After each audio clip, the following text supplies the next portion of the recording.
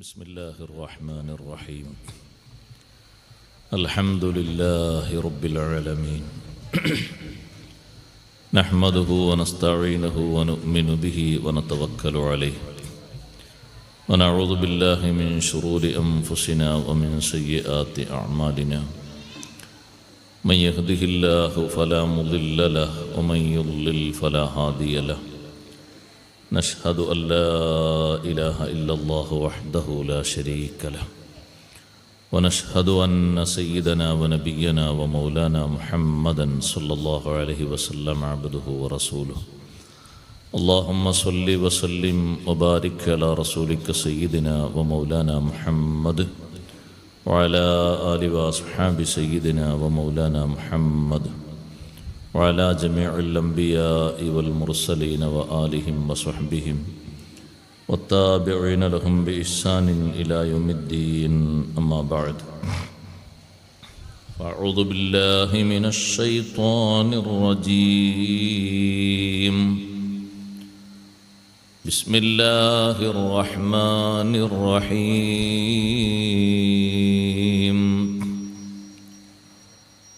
والذين جاهدوا فينا لنهدينهم سبلنا وإن الله لمع المحسنين صدق الله العلي العظيم صدق وصدق وبلغ رسوله النبي الكريم ونحن على ما قال ربنا من الشاهدين الشاكرين والحمد لله رب العالمين يا أكرم الخلق ويا من يفتقر كل إليه لجاهه يوم الحشر لا تنسني إذ ذاك في تلك الضرر قد جئت بابك راجيا نيل الظفر بنوالكم يا مصطفى لا ينكسر قلبي بعودي خائبا مع من خسر لو جاء إلى الكرماء من يشكو العسر بالافتقار فلا يعود بلا يسر هل من كريم مثلكم في من غبر أو من يجيل على وحق المقتدر يا رب صل على النبي محمد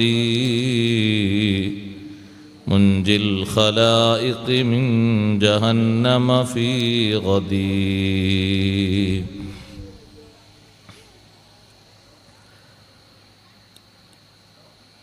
സർവാദരണീയരായ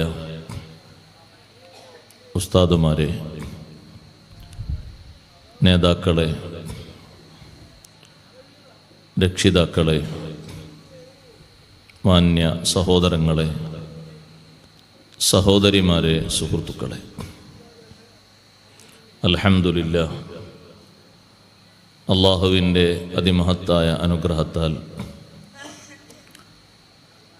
3 ദിവസമായി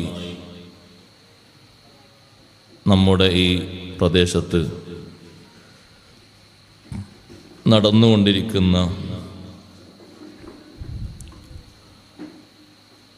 തിദ്കാറെ ജീലാനിയുമായി ബന്ധപ്പെട്ട സദസ്സ്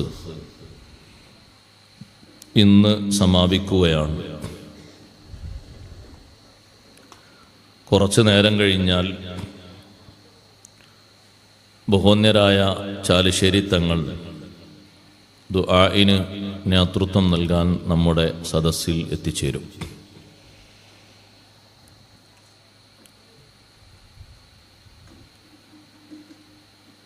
ഏതൊരു സദസ്സും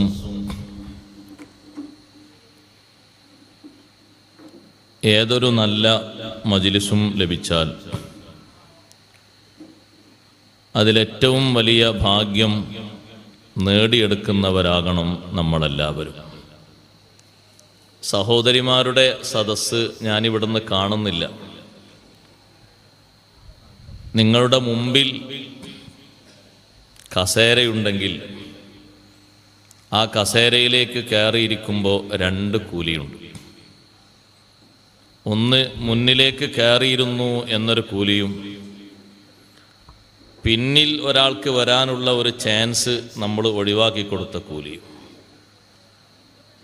3 കാര്യങ്ങൾ ഒരു വിശ്വാസി അതിൻ്റെ മഹത്വം മനസ്സിലാക്കിയാൽ നടക്കാൻ കഴിയാതെ കാൽമുട്ട് നിലത്ത് വെച്ച് അവൻ്റെ 2 കൈകളിലായി 2 ചെരുപ്പ് ഏന്തി വളരെ സാഹസികമായി അവൻ്റെ ശരീരത്തിൻ്റെ പല ഭാഗങ്ങളും കാലാക്കി മാറ്റി അവൻ നീന്തിയും ഞെരങ്ങിയും മൂളിയൊക്കെ ആ സംഗതിയിലേക്ക് വരും എന്ന് നബി സല്ലല്ലാഹു അലൈഹി വസല്ലം തങ്ങൾ ഓർമ്മപ്പെടുത്തിയ കാര്യങ്ങളിൽ ഒന്നാണ് ഒന്നാമത്തെ സ്വഫിൻ്റെ മഹത്വം.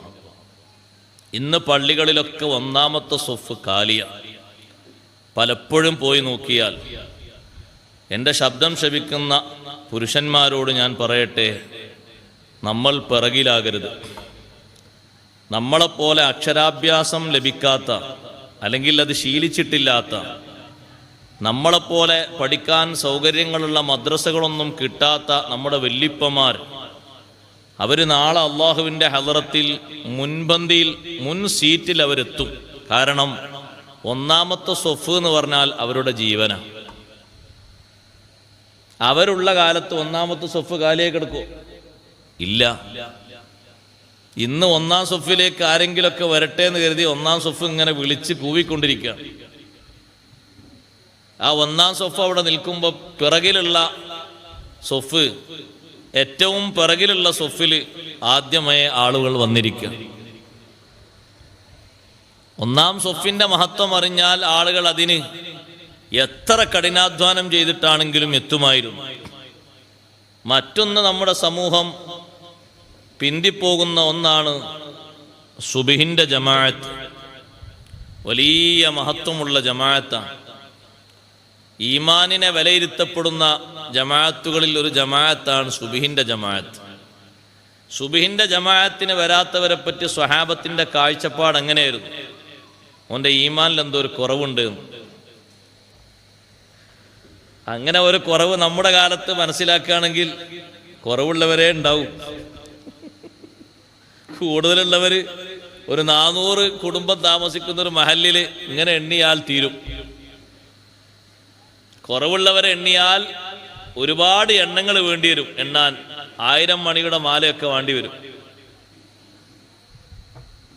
നേടിയെടുക്കേണ്ട വലിയൊരു മഹത്വം തന്നെയാണ്. ഇപ്പൊ ഒരു വീട്ടിൽ ഒരു മൗലിദിന്റെ മജ്ലിസ് നടക്കുകയാണെങ്കിൽ അവിടെ ഇങ്ങനെ ഒരു സിറ്റ് ഔട്ട് ഉണ്ട്, അവിടെ കുറേ സ്ഥലമുണ്ട്. അതിൻ്റെ ഉള്ളിലുള്ള സ്ഥലത്താണ് ഉസ്താദുമാരൊക്കെ ഇരുന്ന് മൗലിദ് ചൊല്ലുന്നത്. ഇങ്ങനെ പുറത്ത് ഒരു സ്ഥലമുണ്ട്, ഇങ്ങനെ കുറേ കസേര ഇട്ടിട്ടുണ്ട്. ഏതാ എളുപ്പം ഫില്ലാകുക? പുറത്തെ കസേര.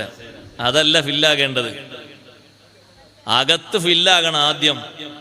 വസ്സാബിഖൂന സാബിഖൂൻ, ഇവിടെ നന്മയിൽ മുന്നിട്ട് നിൽക്കുന്നവർ അവിടെയും നന്മയിൽ മുന്നിലാണ്, സ്ഥാനത്തും മുന്നിലാണ്. അവിടെ എത്തുമ്പോൾ നമുക്കൊക്കെ ആഗ്രഹം വരും, ഞാനാകണം മുന്നിൽ, ഞാനാകണം അടുത്ത്, ഞാനാകണം തൊട്ടടുത്ത്. പക്ഷെ അതിന് ഇവിടെ നിന്ന് ഒരുക്കണം. ഇവിടെ നന്മയിൽ മുന്നിൽ നിൽക്കുന്ന ആളുകൾ അവിടെ നന്മയിലും അവിടെ സ്ഥാനങ്ങളിലും അവർ മുൻപന്തിയിലാണ്.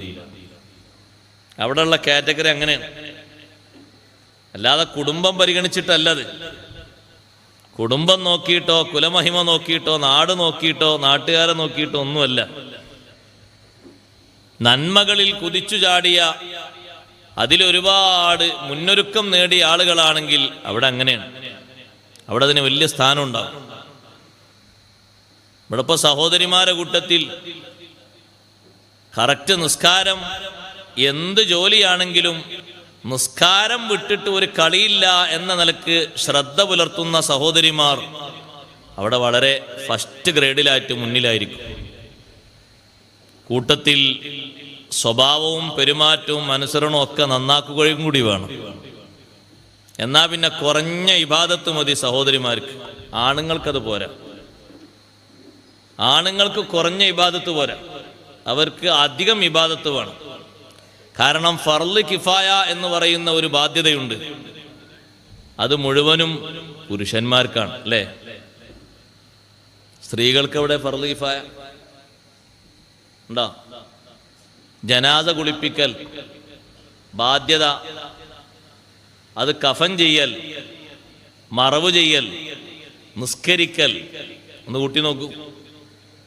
നാട്ടിൽ ആരും ശ്രദ്ധിക്കാത്ത ഒരു രോഗി, ആ രോഗിയെ നോക്കേണ്ട ചുമതല ആർക്കാ? ആണുങ്ങൾക്കാണ്, പെണ്ണുങ്ങൾക്കല്ല. പുരുഷന്മാർക്കാണ് ആ ബാധ്യത. നാട്ടുകാരോട് മൊത്തം വരും ചോദ്യം, എന്തുകൊണ്ട് ആ മനുഷ്യനെ നോക്കിയില്ല? മുസ്ലിം ആകട്ടെ അമുസ്ലിം ആകട്ടെ ആരാകട്ടെ ഒരു മനുഷ്യനല്ലേ? ഒരു മനുഷ്യൻ രോഗഗ്രസ്തനായി കിടന്നു, നാട്ടുകാരൊന്നും തിരിഞ്ഞു നോക്കിയില്ല എന്ന് കൂട്ടിക്കോളൂ. ആ നാട്ടിലെ മൊത്തം മുസ്ലിങ്ങളും ആ വിഷയത്തിൽ ചോദ്യം ചെയ്യപ്പെടുന്നവരാണ്.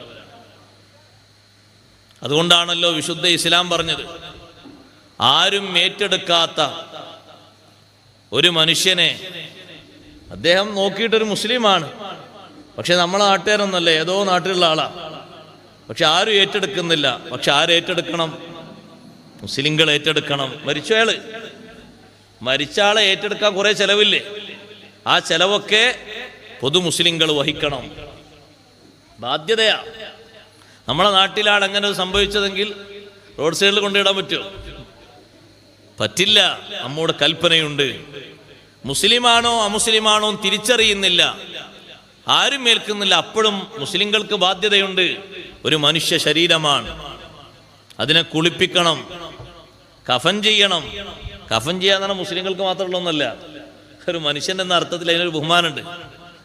മുസ്ലിമിന് കുഴിക്കുമ്പോൾ ഒരു ഖബർ കുഴിക്കണം. ഒരു പൊതു സ്ഥലത്ത്, പൊതു ശ്മശാനം നാട്ടിലുണ്ടെങ്കിൽ അവിടെ അടക്കം ചെയ്യണം. മയ്യത്ത് നിസ്കാരം ആളറിയാത്തോണ്ട് ഉണ്ടാവില്ലല്ലോ. എന്താ ബാധ്യത? ഫർള് കിഫായകളൊക്കെ നമ്മുടെ പെരടിയിലാണ്. അത് ചെറിയൊരു ബാധ്യതയാണെന്ന് കണക്കൂട്ടരുത്, വലുതാണ്. സഹോദരിമാരെ സംബന്ധിച്ചിടത്തോളം കുറഞ്ഞ ഇബാദത്തുകളെ അല്ലാഹു തആല അവർക്ക് കൽപ്പിച്ചിട്ടുള്ളൂ. അവർക്ക് ഡ്യൂട്ടിയൊക്കെ വേറെയുണ്ട്, അതിന് എളുപ്പം കിട്ടാൻ. ഇങ്ങനെ ഫർള് കിഫായയുടെ ഡ്യൂട്ടികളൊന്നും അധികവും അവർക്കില്ല. അത് വളരെ എളുപ്പത്തിന് കൊടുത്തതാണ് അങ്ങനെ. അല്ലാതെ അവരെ താഴ്ത്തിയതോ ഇകഴ്ത്തിയതോ തള്ളിയതോ ഒന്നുമല്ല. അള്ളാഹു അവർക്ക് ചെയ്ത എളുപ്പമാണ്. കുറഞ്ഞ ഇബാദത്ത് ചെയ്താൽ തന്നെ അവർക്ക് പെട്ടെന്ന് മുൻപന്തിയിൽ എത്തിച്ചേരാൻ കഴിയും. നമ്മുടെ ഇബാദത്തുകളും നമ്മുടെ അമലുകളൊക്കെ അല്ലാഹു തആല സ്വീകരിക്കുമാറാകട്ടെ. നമ്മൾ ഇന്നലെ പറഞ്ഞു വെച്ചതിൻ്റെ ബാക്കി ഒരല്പ കാര്യങ്ങൾ കൂടി സംസാരിക്കാനേ നമുക്ക് സമയമുള്ളൂ. അതിൽ പ്രധാനപ്പെട്ട ഒരു വിഷയം, ഇന്ന് നാടുകളിലൊക്കെ എല്ലാ ബാപ്പമാരും ഉമ്മമാരും ആഗ്രഹിക്കുന്നത് മക്കളിൽ നിന്നുള്ള സ്നേഹവും അനുസരണവുമാണ്, അല്ലേ? അതാഗ്രഹിക്കാത്തവരാരുമില്ല, ആരുമില്ല അതാഗ്രഹിക്കാത്തവർ. എൻ്റെ മക്കൾ എന്നെ അനുസരിക്കണം എന്ന് ഞാൻ ആഗ്രഹിക്കുന്നൊരു പിതാവാണ്. പക്ഷെ അതിന് ഞാൻ ചെയ്യേണ്ട ചില കാര്യങ്ങളുണ്ട്. അതാദ്യം പറയാം, എന്നിട്ട് മക്കളിലേക്ക് വരാം. മക്കളെ അനുസരിക്കാൻ ബാപ്പയും ഉമ്മയും ജീവിതത്തിൽ ശ്രദ്ധിക്കേണ്ട പല കാര്യങ്ങളുണ്ട്. അതിലൊന്ന്, അവരുടെ ജീവിതത്തിൽ അവര് നല്ല മാതൃകായോഗ്യരായിരിക്കണം. ബാപ്പയും ഉമ്മയും മാതൃകാ പുരുഷന്മാരാകണം. ബാപ്പയിലും ഉമ്മയിലും വീക്ക്നെസ്സുകൾ ഉണ്ടെങ്കിൽ അത് സ്വകാര്യ വീക്ക്നെസ്സുകളാണെങ്കിലും മക്കളിലൂടെ അത് പുറത്തേക്ക് വെളിവാകുന്നതാണ്. അൽ വലതു സിർറു വാലിദിഹി, മക്കൾ ബാപ്പാന്റെയും ഉമ്മാന്റെയും രഹസ്യമാണ് എന്ന് സയ്യിദുനാ റസൂലുള്ളാഹി സ്വല്ലല്ലാഹു അലൈഹി വസല്ലം. അവരെ രഹസ്യ ജീവിതത്തിൽ എന്തെല്ലാം മറകളും പോരായ്മകളും വീക്ക്നെസ്സുകളും ഉണ്ടോ അതിവിടെ പുറത്തു വരും. അതുകൊണ്ട് മാതൃകാ ജീവിതം നയിക്കാൻ ബാപ്പമാരും ഉമ്മമാരും നന്നേ സൂക്ഷിക്കണം. അതുകൊണ്ടാണല്ലോ നിങ്ങൾ നോക്ക്, പഴയ കാലത്തൊരു ഉദാഹരണം പറയലുണ്ട്. ആ ഉദാഹരണം കേട്ടാൽ നിങ്ങൾക്ക് വേഗം വെളിവാകും. ഒരു ഉമ്മാക്ക് 4 മക്കളുണ്ടായിരുന്നു, ബാപ്പക്കും ഉമ്മക്കും. ശരിക്കും ശ്രദ്ധിച്ചോളൂ കേട്ടോ. ഇനി ഉദാഹരണം നടന്ന് നിങ്ങളെ നാട്ടിലാണോ എന്നറിയില്ല, ശരിക്കും ശ്രദ്ധിച്ചോളൂ. 4 മക്കളുണ്ടായിരുന്നു ഒരു ബാപ്പക്കും ഉമ്മക്കും. നാലാമത്തെ കുട്ടിയെ മാർക്കം ചെയ്യാൻ ഒരു നിലക്കും കിട്ടുന്നില്ല. ആ കുട്ടി കുതിറി ഓടുകയാണ്, പിടിച്ചിട്ട് ഒരു നിലക്കും പിടുത്തം കിട്ടുന്നില്ല. എന്നെ അങ്ങനെ നിങ്ങൾ നിർബന്ധിക്കുകയാണെങ്കിൽ ഞാൻ മരിച്ചു പോകും, അങ്ങനെ ചെയ്യും ഇങ്ങനെ ചെയ്യും എന്നൊക്കെ കുട്ടി തിരിച്ചു പറയുന്നു. ഒരു നിലക്കും കിട്ടാതിരുന്നപ്പോ ഉമ്മ പറഞ്ഞു, മക്കളെ എന്നാ പിന്നെ നിർബന്ധിപ്പിക്കണ്ട, ഒന്ന് ബാപ്പയെ പോലെയും കിടന്നോട്ടെ എന്ന് പറഞ്ഞു. ഒന്ന് ബാപ്പയെ പോലെയും കിടന്നോട്ടെ എന്ന് പറഞ്ഞാൽ അപ്പൊ അത് പുറത്തേക്ക് വെളിവായി ആ രഹസ്യം. ബാപ്പ മാർക്കം ചെയ്തിട്ടില്ല. മാർക്കം ചെയ്യുക, ചേലാകർമ്മം ചെയ്യുക എന്നുള്ളത് പേര് സുന്നത്ത് കല്യാണാണെങ്കിലും വിഷയം നിർബന്ധമാണ്. ഹഖീഖ അറക്കും പോലെ അല്ല അത്. ഹഖീഖ അറക്കുക എന്ന് പറഞ്ഞത് സുന്നത്താണ്. അതേ സമയത്ത് മാർക്കം ചെയ്യുക, ചേലാകർമ്മം ചെയ്യുക എന്നുള്ളത് നിർബന്ധമായ സംഗതിയാണ്.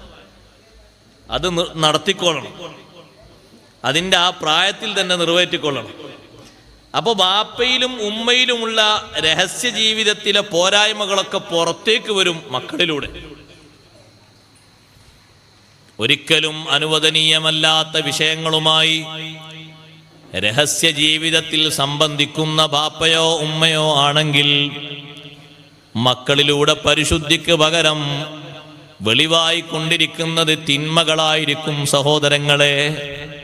അത് ഞാൻ എൻ്റെ കൂട്ടുകാരോട്, അനുജന്മാരോട് പറയട്ടെ, ബാപ്പയായതിനു ശേഷം ശ്രദ്ധിക്കേണ്ട ഒരു കാര്യം അല്ല അത്. പിന്നെയോ മുക്കല്ലഫായതിനു ശേഷം, അതിലപ്പുറം തെമ്മീസെത്തിയതിനു ശേഷം ജീവിതത്തിന്റെ പരിശുദ്ധി കാത്തു സൂക്ഷിക്കണം.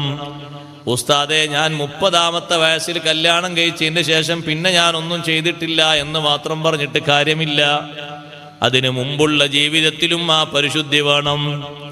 ബാപ്പമാരും ഉമ്മമാരുമായി മാറാനുള്ളവരാണ് എല്ലാ സഹോദരങ്ങളും സഹോദരിമാരും.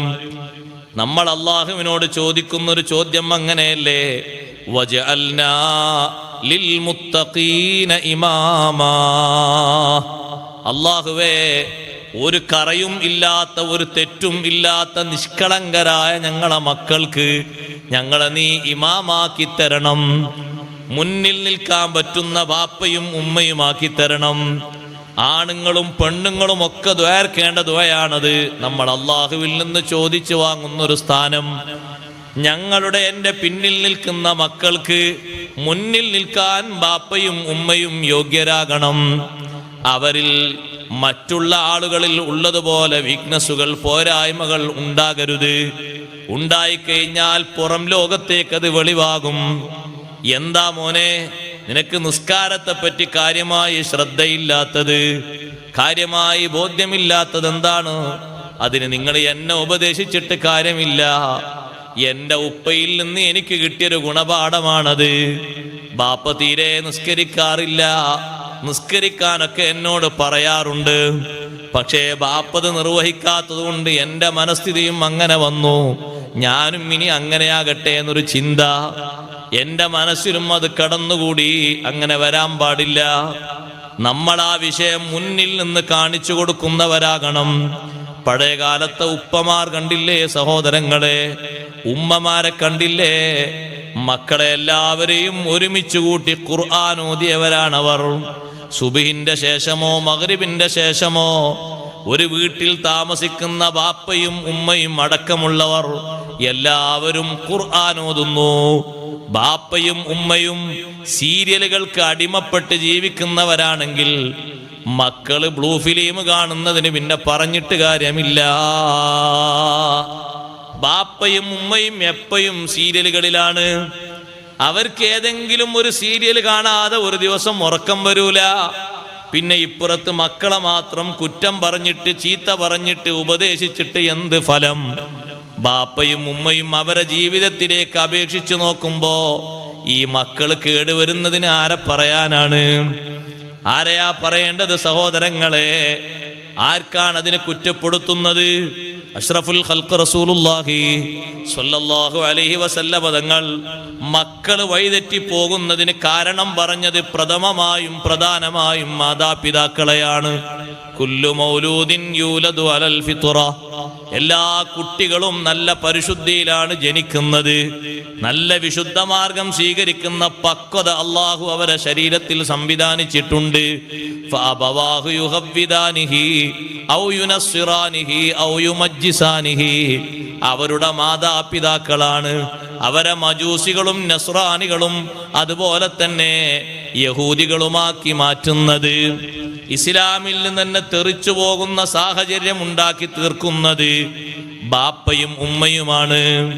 എങ്ങനെ? +2 പഠിക്കുന്ന അല്ലെങ്കിൽ ഡിഗ്രിക്ക് പഠിക്കുന്ന ഒരു കുട്ടിയുടെ കൂടെ, പെൺകുട്ടിയുടെ കൂടെ വീട്ടിലേക്ക് വിഷയങ്ങളൊക്കെ നോക്കാൻ, പഠിക്കാൻ, റിസർച്ച് ചെയ്യാൻ എന്ന് പറഞ്ഞിട്ട് ഒരാൾ വന്നപ്പോൾ ബാപ്പയും ഉമ്മയും ലാഘവത്തോട് ചോദിച്ചു, മോളെ അതാരാ? അപ്പൊ മോള് പറഞ്ഞത് എൻ്റെ ബോയ് ഫ്രണ്ടാണെന്ന് പറഞ്ഞു. ആണിനോട് ചോദിച്ചപ്പോൾ ആണ് പറഞ്ഞു എൻ്റെ ഗേൾ ഫ്രണ്ടാണെന്ന്. അപ്പൊ രണ്ടും റെഡിയാലോ പറഞ്ഞു.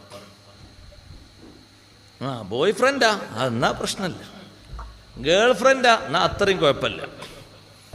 ആ നിലക്ക് കണക്ക് കൂട്ടിയിട്ട് സ്വസ്ഥമായിട്ട് നടക്കാനും അതുപോലെ തന്നെ ചർച്ച ചെയ്യാനും കുടിക്കാനും ഉറങ്ങാനും വിശ്രമിക്കാനും എല്ലാറ്റിനും ബാപ്പയും ഉമ്മയും പെർമിഷൻ കൊടുത്താൽ പിന്നെ ഉണ്ടാകുന്നതിന് ആരെ പറയേണ്ടത്? മാലോകരെ പറഞ്ഞിട്ട് കാര്യമുണ്ടോ? ടീച്ചേഴ്സിനെ മാത്രം പറഞ്ഞിട്ട് കാര്യമുണ്ടോ? അല്ല, നമ്മൾ ചിന്തിക്കണം. നമുക്ക് വലിയൊരു ബാധ്യത അവിടെ ഉണ്ട്. നമ്മൾ നല്ലോണം ആലോചിക്കണം. ഒരു കുട്ടിയെ കൊണ്ടുപോയി ചേർത്തുന്ന ഹോസ്റ്റലിൽ ഇസ്ലാമികമായ അന്തരീക്ഷത്തിൻ്റെ ഒരു അടയാളവും ഒരു വിഷയവും അവിടെ ഇല്ലെങ്കിൽ ആ കുട്ടിയുടെ ജീവിതത്തിൽ നിന്ന് ഇസ്ലാമിനെ പടിയിറക്കുന്നതിൽ ഒന്നാമത്തെ മെമ്പറായിട്ട് ബാപ്പ സഹായിച്ചു എന്നാണ് വിലയിരുത്തേണ്ടത്. കൊണ്ട് താമസിക്കുന്ന ഹോസ്റ്റലിൽ ഇസ്ലാമികമായിട്ടുള്ള ഒരു സിറ്റുവേഷനും ഇല്ല. അതാണ് കൊണ്ടുപോയി ചേർത്തുന്നത്. ബാപ്പയുടെ കണക്കൂട്ടൽ എങ്ങനെയാ? 5 വർഷം കഴിഞ്ഞാൽ ഒരു ജോലി കിട്ടും. ഒരു ജോലി കിട്ടിക്കഴിഞ്ഞാൽ ഒരു 35-40 കിട്ടും മാസം. അപ്പൊ എങ്ങനെയെങ്കിലും ഒരു 30 ഇങ്ങോട്ട് ഒരു 10 ചെലവിന് മോൾക്ക് കൊടുത്താൽ 30 ഇങ്ങോട്ട് വരുമല്ലോ. അങ്ങനെ 3 മാസമാകുമ്പോൾ 90,000 ആവൂലേ? സുബ്ഹാനല്ലാഹ്. 4 മാസമാകുമ്പോൾ 1,20,000 ആവൂലേ? ഇതിനൊക്കെ അഡ്ജസ്റ്റ്മെന്റ് ഇല്ലേ? പിന്നെ ഏതാ അഡ്ജസ്റ്റ്മെന്റ്? സഹോദര, അത് ദുനിയാവാ. പക്ഷേ ഈ ദുനിയാവിനപ്പുറം ഒരു ലോകമുണ്ട്. ആ ലോകത്തിലേക്ക് പോകാൻ വിജയത്തിന്റെ ശീലങ്ങളായി കിട്ടേണ്ടതിന് മുഴുവനും ആദ്യമായിട്ട് തന്നെ നീ നിർത്തലാക്കി കളഞ്ഞു. നിന്റെ മകൾ പോയി താമസിച്ച ആ ക്യാമ്പസിൽ നിന്റെ ആൺകുട്ടി പോയി താമസിച്ച ക്യാമ്പസിൽ കൂട്ടുകാരായി വർത്തിക്കുന്നത്, അവരുടെ കൂട്ടുകാരികളായ സഹവാസികളായി വർത്തിക്കുന്നവർ തീർത്തും മറ്റു ദേശക്കാരും മറ്റു ഭാഷക്കാരും വിവിധ സംസ്കാരവുമുള്ള ആളുകൾ ഇസ്ലാമിക സംസ്കാരങ്ങളുമായി ഒരു നിലക്കും പൊരുത്തപ്പെട്ടു പോകാൻ കഴിയാത്ത സിറ്റുവേഷനാണ്. അങ്ങനെയാണെങ്കിൽ ആ ബാപ്പക്ക് അത്ര മേൽ പഠിപ്പിക്കണം നിർബന്ധമുണ്ടെങ്കിൽ ആ കുട്ടി പഠിക്കുന്നിടത്ത് എവിടെയെങ്കിലുമൊക്കെ ഒരു റൂമോ അല്ലെങ്കിൽ ഒരു വീടോ വാടകയ്ക്ക് എടുത്തിട്ട് ആ കുട്ടി അവിടെ വീട്ടിൽ വന്നിട്ട് കാര്യങ്ങളൊക്കെ നിർവഹിച്ച് പഠിക്കുന്ന രൂപത്തിൽ 2 വർഷമാണെങ്കിൽ 2 വർഷത്തിന് വാടക കൊടുത്ത്, എന്നാലും ഇസ്ലാമിക അന്തരീക്ഷത്തിൽ തെറ്റിപ്പോകരുതെന്നുള്ള നിർബന്ധത്തോടുകൂടി ആ കുട്ടിയെ പഠിപ്പിക്കാം. വേറൊരു മാർഗമില്ലെങ്കിൽ. പക്ഷെ നമ്മൾ പൊതുവേ ചെയ്യൽ അങ്ങനല്ല. അത് ആ ഒരു 2 വർഷം, ആ ഒരു 3 വർഷമല്ലേ അത് സഹിക്കാം. പിന്നെ തീരെ സഹിക്കാൻ പറ്റാത്തതാണ് പിന്നീട് വാർത്തകളായിട്ട് പുറത്തു വരിക. അപ്പോൾ പിന്നെ നമ്മൾ ദ്വാരക്കാനല്ലേ പിന്നെ കാര്യമായിട്ട് വരിക, ദ്വാരക്കണം. അപ്പൊ പിന്നെ ആ ദ്വായന എത്ര പ്രസക്തി ഉണ്ടാവും നമുക്കൊക്കെ അറിയാലോ. നല്ലോണം നമ്മൾ ചിന്തിക്കണം, നല്ലോണം ആലോചിക്കണം. പിന്നെ അതിൻ്റെ പേരിൽ കൈകടിച്ചിട്ടോ ആരെങ്കിലും പറഞ്ഞിട്ടോ ഒരു കാര്യമില്ല. നമ്മളാണ് സത്യത്തിൽ അവിടെ കൊണ്ടുപോയി ചേർത്തത്. ഞാനൊരു ഉദാഹരണം പറയട്ടെ സഹോദരങ്ങളെ. ഈ കുട്ടി പഠിക്കാൻ പോകുന്നൊരു ക്യാമ്പസ്, ഏത് ക്യാമ്പസും കുട്ടിക്കോളും നിങ്ങൾ. ക്യാമ്പസിന്റെ ഒരു നിയമാവലിയുണ്ട്. ആ നിയമാവലിയിൽ രക്ഷിതാവ് ഒപ്പുവെക്കണം. ഉദാഹരണം പറയാം. അങ്ങനെ നിയമാവലിയൊക്കെ ഉണ്ട്, ഉള്ള സ്ഥലമൊക്കെ ഉണ്ട്, അതൊക്കെ പറയാം. അത് ഏതാണെന്നും ചോദിക്കണ്ട, അതൊക്കെ ഉണ്ട്. ആ നിയമാവലിയിൽ ഒരു എഴുത്തുണ്ട്, ഒരു നമ്പർ ഇട്ട്, ഒരു അക്കമിട്ടൊരു എഴുത്ത്. എന്താ? ക്യാമ്പസിനകത്ത് ശിരോവസ്ത്രം നിരോധിക്കപ്പെട്ടിരിക്കുന്നു. അങ്ങനെ UP-യിലെ ചരിത്രമല്ല പറയുന്നത് കേട്ടോ, കേരളത്തില. ശിരോവസ്ത്രം നിരോധിക്കപ്പെട്ടിരിക്കുന്നു. അപ്പൊ ഈ സംഗതി കൂടി സമ്മതിച്ചിട്ട് വേണം അടിയിൽ ഒപ്പുവെക്കാൻ. ഈ 3 വർഷം കഴിഞ്ഞിട്ട് ഈ കുട്ടിക്കൊരു കുടുംബമൊക്കെ കൊടുക്കാൻ ഈ ബാപ്പ ബാധ്യസ്ഥനാണ്. ആ കുടുംബത്തിലേക്കൊക്കെ മറ്റുമൊക്കെ പോകാൻ ഈ കുട്ടിക്ക് ഇസ്ലാമികമായിട്ടുള്ള നല്ല അന്തരീക്ഷങ്ങൾ വേണം. പക്ഷെ നമ്മൾ അടിയിൽ ഒപ്പുവെക്കുന്നു ഒരൊറ്റ കണ്ണോടെ, മഞ്ഞ മാത്രം മണത്തുകൊണ്ട്. അപ്പൊ അത്രയും കാലം ആ കുട്ടി അവിടെ പഠിക്കുമ്പോ ശിരോവസ്ത്രം ധരിക്കേണ്ടതില്ല എന്നതിന് ഒരു ഉപ്പ പങ്കുവെക്കുമ്പോൾ, ഒപ്പുവെക്കുമ്പോൾ എന്താ സംഭവിക്കുന്നത്? തലമറക്കുക എന്നുള്ളത് ഇസ്ലാമിക അന്തരീക്ഷത്തിൽ നിർബന്ധമല്ലേ? സുന്നത്തല്ലത് സ്ത്രീക്ക് നിർബന്ധമാണ്, പുരുഷനാണത് സുന്നത്ത്. അത് വേണ്ടതില്ല എന്നുള്ളതിന് ഒപ്പുവെക്കുമ്പോൾ ഇസ്ലാമിന്റെ സുന്ദരമായ ഒരു സംസ്കാരം തകർക്കുന്നതിന് നമ്മൾ സഹായിച്ചു എന്നാണ് അവിടെ പറയേണ്ടത്. മറ്റൊരു ഉദാഹരണം, നടക്കുന്ന ഉദാഹരണം തന്നെ. എന്നെ ഒരു സുഹൃത്ത് വിളിച്ചു ചോദിച്ചു, ഉസ്താദെ എൻ്റെ കുട്ടിയെ ഞാൻ അവിടെ ചേർത്തു, ഇനി ഞാൻ എന്താ ചെയ്യുക? ഒരു രക്ഷയില്ല, അവിടുന്ന് പേര് വെട്ടിയിട്ട് വേറെ ക്യാമ്പസിൽ കൊണ്ടുപോയി ചേർക്കുക. അപ്പോൾ അദ്ദേഹം പറഞ്ഞു, ഉസ്താദെ നമ്മളവിടെ ചേർത്ത് പോയില്ലേ? നിങ്ങൾ ചേർത്ത് പോയെങ്കിൽ ഞാൻ ഈ പറഞ്ഞ വിഷയങ്ങൾ കേൾക്കാനാവുന്നില്ലെങ്കിൽ നിങ്ങളെ പാടുകൾ ചെയ്തോളൂ, വേറെ അതിന് മാർഗമൊന്നുമില്ല. ആ ക്യാമ്പസിനകത്തേക്ക് കുട്ടികൾ കയറിയാൽ പിന്നെ ആ കുട്ടികൾ സൗകര്യങ്ങളൊക്കെ അവിടെ ഉണ്ട്. പക്ഷെ ഒരു സൗകര്യം മാത്രമല്ല, എന്ത്? ളുഹർ നിസ്കരിക്കാനുള്ള ഒരു സൗകര്യമില്ല. 4:30 മണിക്ക് ബെല്ലടിക്കുമ്പോൾ മാത്രമേ കുട്ടികൾ ഗേറ്റ് വിട്ട് പുറത്തു പോകാൻ കഴിയുള്ളൂ. എത്ര കൊല്ലം ഈ കുട്ടി ളുഹർ നിസ്കരിക്കാതെ പഠിക്കും? നമ്മളൊന്ന് ആലോചിച്ച് നോക്കി, എത്രയാണ് ഇതിൻ്റെ തലവേദന? എത്രയാണ് നമ്മൾ ഇസ്ലാമിനെ നമ്മൾ തന്നെ കൊന്ന് തകർക്കുന്നത്? എത്രയാ നമ്മൾ ആലോചിച്ചിട്ടില്ല. അല്ലാഹു തആല അങ്ങോട്ട് നമ്മൾ അസ്തഗ്ഫിറുല്ലാഹ് എന്ന് പറയുമ്പോഴേക്ക് ഈ ആയിരക്കണക്കിന് ളുഹർ നിസ്കാരം പുറത്തിരുന്ന് അങ്ങനെ കരുതിയിരിക്കുകയാണോ? അങ്ങനെ മനസ്സിലാക്കിയിരിക്കുകയാണോ? മാസം അവിടെ ഫീസ് കിട്ടുന്നുണ്ട് അല്ലാഹ് മാപ്പ് ചെയ്ത് പിടിക്കുകയാണോ? നല്ലോണം ആലോചിക്കണം. ഞാൻ ആ സുഹൃത്തിനോട് പറഞ്ഞു, സുഹൃത്തെ, ഒരു ഇസ്ലാമികമായിട്ടുള്ള ബന്ധം എന്ന അർത്ഥത്തിലാണ് നിങ്ങൾ എന്നെ വിളിച്ചതെങ്കിൽ ഒരൊറ്റ മറുപടിയേ പറയാനുള്ളൂ. വിദ്യാഭ്യാസ സ്ഥാപനങ്ങൾ ഈ കുട്ടി പഠിക്കുന്ന അതേ വിഷയം പഠിപ്പിക്കുന്ന സ്ഥാപനങ്ങൾ എമ്പാടുണ്ട്. തൽക്കാലം അവിടെ നിന്നൊന്ന് പേര് വെട്ടിയിട്ട് ഇങ്ങനല്ലാതെ വിടാൻ പറ്റൂല എന്ന് അവർ നിർബന്ധം പറയുകയാണെങ്കിൽ മറ്റു സ്ഥാപനത്തിൽ കൊണ്ടുപോയി ചേർക്കണം, ഒരൊറ്റ കാര്യം ഉദ്ദേശിച്ചിട്ട്. അപ്പൊ ഈ രക്ഷിതാവും ഇതുപോലത്തെ 10-15 രക്ഷിതാക്കൾ അവരോട് എണ്ണി പറഞ്ഞു, ഇവിടെ നിസ്കാര ഇതൊന്നും വേണ്ട, ഒരു ചെറിയ സൗകര്യം ചെയ്തു കൊടുക്കാൻ അതിനൊന്നും സാധിക്കൂല എന്ന് പറഞ്ഞു ഒരു മാനേജ്മെന്റ്. അതിനും സാധിക്കൂല എന്ന് പറഞ്ഞാൽ നമ്മളവിടെ തോറ്റു കൊടുത്താൽ നമ്മുടെ ഇസ്ലാമീയത്ത് നമ്മൾ പറിച്ചു നട്ടു എന്നാ അതിൻ്റെ അർത്ഥം. ദുനിയാവിന് വേണ്ടിയിട്ട് ദീന് വിൽക്കുന്ന ഒരവസ്ഥ നമുക്കുണ്ടാകരുത്, ഒരു വാപ്പക്കും ഒരു ഉമ്മക്കും ഉണ്ടാകരുത്. ഞാൻ മാതൃകായോഗ്യരാകണം എന്ന് പറഞ്ഞതിൻ്റെ പിന്നിലുള്ള പ്രധാനപ്പെട്ട തലം അവിടെയാണ്. ചൂഷണം ചെയ്ത് ജീവിക്കുന്ന വാപ്പയാണ് ഉമ്മയാണെങ്കിൽ മക്കൾ ചൂഷണത്തിന്റെ ഏറ്റവും അങ്ങേയറ്റ തലവന്മാരായി മാറുമെന്നതിൽ ഒരു സന്ദേഹവുമില്ല. ചൂഷണം ചെയ്ത് ജീവിക്കാൻ പാടില്ല, ചൂഷണപരമായിട്ടൊന്നും പറ്റാൻ പാടില്ല. മക്കള് നന്നാകണമെന്ന് കൊതിക്കുന്ന വാപ്പമാരോടും ഉമ്മമാരോടും പറയട്ടെ, കഴിവിന്റെ പരമാവധി, കഴിവിന്റെ അങ്ങേ അറ്റത്തെ ശ്രമത്തോടുകൂടെ നമ്മൾ സമ്പാദിക്കുന്ന സമ്പാദ്യം ഹലാലാക്കി മാറ്റാനുള്ള ശ്രമം വേണം. സുബ്ഹാനല്ലാഹ്, ഇന്ന് കിട്ടിയ ലാഭം 1000, അത് നാളെയാകുമ്പോഴേക്ക് 1100 ആകും. ഡെപ്പോസിറ്റ് ചെയ്യുകയാണെങ്കിൽ നിങ്ങൾ അങ്ങോട്ട് പോകണ്ട, ഇങ്ങോട്ട് വന്ന് വാങ്ങാൻ ആളുകൾ എമ്പാടുമുണ്ട്. ഒന്ന് കൊടുത്തിട്ട് ഒപ്പിട്ട് കൊടുത്താൽ മതി. മറ്റന്നാളാകുമ്പോഴേക്ക് 1100 ഉള്ളത് 1200 ആകും, അല്ലേ? വർദ്ധിച്ചു പോകും. വാങ്ങാൻ ആളുണ്ട്. അതാണോ നിങ്ങൾക്ക് വേണ്ടത്? ആ മിച്ചമെടുത്തിട്ടാണോ റിലീഫിനും കല്യാണത്തിനും സാധുക്കളെ സഹായിക്കാനും എല്ലാ സംഗതികൾക്കും കൊടുക്കേണ്ടത്? മക്കളെ തീറ്റിപ്പോറ്റാനും അതാണോ കൊടുക്കേണ്ടത്? മാനബത മിനൽ ഹറാമി ഫന്നാറു ഔലാ ബിഹി. ഹറാമിനാൽ വളർന്നുണ്ടായത് നരകമാണതിനോട് കൂടുതൽ കണക്ഷൻ ചെയ്തിരിക്കുന്നത്, സ്വർഗമല്ല. ഒരൊറ്റ ചൊള കാരക്ക വായിലേക്കൊന്നിട്ട് ചവച്ചപ്പോഴേക്ക് ചെറിയ കുട്ടിയായ ഹസൻ ഇബ്നു അലി റളിയല്ലാഹു അൻഹു, മുത്തുനബി സല്ലല്ലാഹു അലൈഹി വസല്ലം തങ്ങളെ പേരക്കുട്ടിയല്ലേ, മുറ്റത്ത് കൂട്ടിയിരിക്കുന്ന വീടിൻ്റെ ഒരു ഭാഗത്ത് കൂട്ടിയിരിക്കുന്ന കാരക്ക കൂമ്പാരത്തിൽ നിന്ന് സാധുക്കൾക്ക് വിതരണം ചെയ്യാനുള്ള സക്കാത്തിന്റെ സ്വത്താണത്.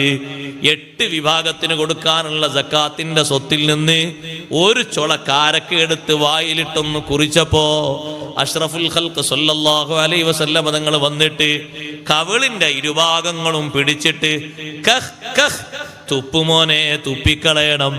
തുപ്പിക്കളഞ്ഞിട്ട് മുഴുവനും പുറത്തേക്ക് തള്ളിയിട്ട് തങ്ങൾ പറഞ്ഞു, അമാ തഅലമു അന്നാ ലാ നഅകുലു സ്വദഖാ, അറിയില്ലയോ മോനെ, നമ്മൾ ഈ സക്കാത്ത് ഭക്ഷിക്കാൻ പാടില്ലാത്തവരാണ്. ഇത് നമുക്ക് അനുവദനീയമായതല്ല. ഇത് പറയുന്നത് ആരോടാണ്? മുക്കല്ലഫായ ഒരു വ്യക്തിയോടാണോ? അല്ല, ചെറിയ കുട്ടിയോടാണ്. വീട്ടുമുറ്റത്ത് കളിച്ചുകൊണ്ടിരിക്കുന്ന ചെറിയ പ്രായത്തിലുള്ള കുട്ടികളാണ് ഹസൻ ഹുസൈൻ റളിയല്ലാഹു അൻഹുമാ. രണ്ടുപേരും 1 വയസ്സിന്റെ വ്യത്യാസമേ ഉള്ളൂ. ആ 1 വയസ്സിന്റെ വ്യത്യാസമുള്ള ജ്യേഷ്ഠനും അനുജനും കളിച്ചുകൊണ്ടിരിക്കുമ്പോ ആ കളിക്കടയിൽ ഒരു ചൊളക്കാരൊക്കെ എടുത്തൊന്ന് വായിലിട്ടപ്പോഴേക്ക് നബി സല്ലല്ലാഹു അലൈഹി വസല്ലം തങ്ങൾ ഉണർത്തിപ്പോയി, നമുക്കിത് ഭക്ഷിക്കാൻ പറ്റൂല. സഹോദരങ്ങളെ, സഹോദരിമാരെ, ഇന്ന് സർവവ്യാപകമായിട്ട് പറഞ്ഞാൽ പലരും ചിന്തിച്ചു പോകും, ഉസ്താദേ അതൊന്നും ഈ കാലഘട്ടത്തിൽ പറയേണ്ട വിഷയമല്ല, അതൊക്കെ പണ്ട് 6-ാം നൂറ്റാണ്ടിലൊക്കെ പറയേണ്ട വിഷയമാണ്. പച്ച ഹറാമായ സംഗതികളിലൂടെ പണം സമ്പാദിക്കുന്ന ഏർപ്പാടുകൾ ധാരാളമുണ്ട്. നഊദുബില്ലാഹ്. നമ്മൾ നന്നായി സൂക്ഷിക്കണം, നന്നായി ശ്രദ്ധിക്കണം. ഒരിക്കലും ഒരു രൂപത്തിലും ഹറാമായ ഭാഗത്തിലൂടെ പണം പറ്റാതിരിക്കുക. നല്ല സമ്പാദ്യങ്ങൾ എത്രയോ ദുനിയാവിൽ ഇപ്പോഴുമുണ്ട്. നല്ല നല്ല കച്ചവടങ്ങളുണ്ട്, നല്ല നല്ല കൃഷികളുണ്ട്, നല്ല നല്ല ഏർപ്പാടുകളുണ്ട്. അതിലും പല ഭാഗങ്ങളിലൂടെയും ചതിപ്രയോഗങ്ങൾ വരും. നല്ല ശ്രദ്ധയോടുകൂടെ മുന്നോട്ട് പോകണം, നല്ല ശ്രദ്ധയോടെ മുന്നോട്ട് പോകണം. ഇത് ആലപ്പുഴ ജില്ലയിലെ ഇവിടെ ഉണ്ട് എൻ്റെ ഒരു കൂട്ടുകാരൻ, ഒരു കമ്പനി നടത്തുന്ന ഒരു കൂട്ടുകാരൻ. പൊടിയാണ് അദ്ദേഹത്തിൻ്റെ ബിസിനസ്. പൊടി ഇങ്ങനെ ഉണ്ടാക്കി കമ്പനിയിൽ നിന്ന് ഉണ്ടാക്കിയിട്ട് സപ്ലൈ ചെയ്യാം. അദ്ദേഹം എന്നോട് പറഞ്ഞു, ഉസ്താദേ അല്ലാഹു തആലാനെ തൗഫീഖ് കൊണ്ട് നല്ല ലാഭമാണ് എനിക്ക്. നല്ലോണം ദ്വാരം നല്ലോണം സ്വതക്കൊക്കെ കൊടുക്കും. ഇത് തുടങ്ങാൻ വേണ്ടി പോയപ്പോൾ ആദ്യം തന്നെ ബഹുമാനപ്പെട്ട ഷെയ്ഖുന സുൽത്താനുൽ ഉലമ അല്ലാഹു തആല അവിടുത്തേക്ക് ആഫിയത്തുള്ള ദീർഘായുസ്സ് നൽകട്ടെ, ഉസ്താദിനെ കാണാൻ വേണ്ടിയിട്ട് ആ സുഹൃത്ത് ചെന്നു. ഉസ്താദ് ഒരു 2000 രൂപ എടുത്തു കൊടുത്തു, നിങ്ങൾ തുടങ്ങിക്കോളി, കമ്പനി തുടങ്ങാൻ വേണ്ടിയിട്ട് ഒരു ബറക്കത്തിന്. പക്ഷേ ഉസ്താദ് പറഞ്ഞു, ഒരൊറ്റ കാര്യം നിങ്ങൾ പാലിക്കുകയാണെങ്കിൽ നിങ്ങൾക്ക് ഒരു ചെറിയ രൂപത്തിൽ പോലും തകർച്ച വരില്ല. എന്താ ഉസ്താദ് ഞാൻ ശ്രദ്ധിക്കേണ്ടത്? നിങ്ങൾക്ക് ആവശ്യം ഉണ്ടാകുന്ന സമയത്തൊക്കെ നിങ്ങൾ സുഹൃത്തുക്കളിൽ നിന്നും മറ്റൊക്കെ കടം വാങ്ങിക്കോളും, ഘട്ടം ഘട്ടമായിട്ട് വീട്ടിയാൽ മതി. പക്ഷേ പലിശയുമായി ബന്ധപ്പെട്ട് ഒരൊറ്റ രൂപ പോലും നിങ്ങൾ കൈപ്പറ്റരുത്. ഇപ്പൊ ഈ റബീഉൽ അവ്വലിനാണ് ഞാൻ അദ്ദേഹത്തിന്റെ കമ്പനിയിലൊന്ന് കയറിയത് കാണാൻ വേണ്ടിയിട്ട്, ഇവിടെ പരിപാടിക്ക് വന്നപ്പോൾ. അപ്പൊ അദ്ദേഹം പറഞ്ഞു, ഉസ്താദ് ഞാൻ ആ ഉസ്താദ് പറഞ്ഞ ആ നിർദ്ദേശം അന്നു മുതൽ ഇന്ന് വരെ കൃത്യമായിട്ട് ഞാൻ പാലിക്കുന്നുണ്ട്. എനിക്കൊരു ക്ഷീണവും അള്ളാഹു തന്നിട്ടില്ല. അള്ളാഹു അദ്ദേഹത്തിന് ബർക്കത്ത് കൊടുക്കട്ടെ. കച്ചവടം ചെയ്യുന്ന ധാരാളം ആളുകൾ നമ്മുടെ നാട്ടിലും പ്രവാസ ലോകത്തൊക്കെ ഉണ്ട്. അള്ളാഹു ബർക്കത്തേറ്റി കൊടുക്കട്ടെ. ചൂഷണോപാധികൾ മുഴുവനും വർജിക്കുക, ബർക്കത്ത് അള്ളാഹു തരും. ഖുർആനിൽ അള്ളാഹു വ്യക്തമായി പറഞ്ഞതാണ്, വമാ ആതൈതും മിർ റിബൽ ലിയർബു ഫീ അംവാലിന്നാസ്. ജനങ്ങളെ സ്വത്ത് വികസിക്കാൻ വേണ്ടി നിങ്ങൾ നൽകുന്ന പലിശപ്പണം ഫലാ യർബു ഇൻദല്ലാഹ്, അള്ളാഹുവിൻ്റെ അടുക്കൽ അത് വികസിക്കൂല, അത് വളരൂല, അതിനെത്രയാണെങ്കിലും വളർച്ച ഉണ്ടാകൂല. ഏതെങ്കിലും ഒരു നിലക്ക് ഇതിന് തകർച്ച വരും. ഏതെങ്കിലും ഒരു ചൂഷണമായുള്ള വിഷയം അതിലുമായി ബന്ധപ്പെട്ട് വരും. ഒരുപക്ഷെ മനസ്സ് തോന്നും, പലരും വന്ന് ക്ഷണിക്കും അതിലേക്ക്, ഇങ്ങനെ ഒന്ന് ചെയ്യുക, അതാണ് എളുപ്പമാർഗം, പെട്ടെന്ന് ഒരാഴ്ച കൊണ്ട് തന്നെ കോടീശ്വരനാകണ്ടേ. അങ്ങനൊന്നും വേണ്ട, ഘട്ടം ഘട്ടമായിട്ട് മതി. എന്തിനാ ഒരാഴ്ച കൊണ്ട് തന്നെ അങ്ങനെയാണ് പേര് വരാനാ? ആവശ്യങ്ങൾ അങ്ങനെ സാധിച്ചു കിട്ടിയാൽ പോരെ, അതിലേ ബർക്കത്തുണ്ടാകുള്ളൂ. സമ്പത്ത് സമ്പാദിക്കുന്നത് നല്ല രൂപത്തിലാണെങ്കിൽ, ധർമ്മബോധത്തോടെയാണെങ്കിൽ ബൂരിക ലഹു ഫീ, അതിലവന് ബർക്കത്ത് നൽകപ്പെടും. അവൻ സമ്പത്ത് സ്വരൂപിക്കുന്നത് നല്ല രൂപത്തിലല്ലേ, ബർക്കത്ത് നൽകപ്പെടൂല.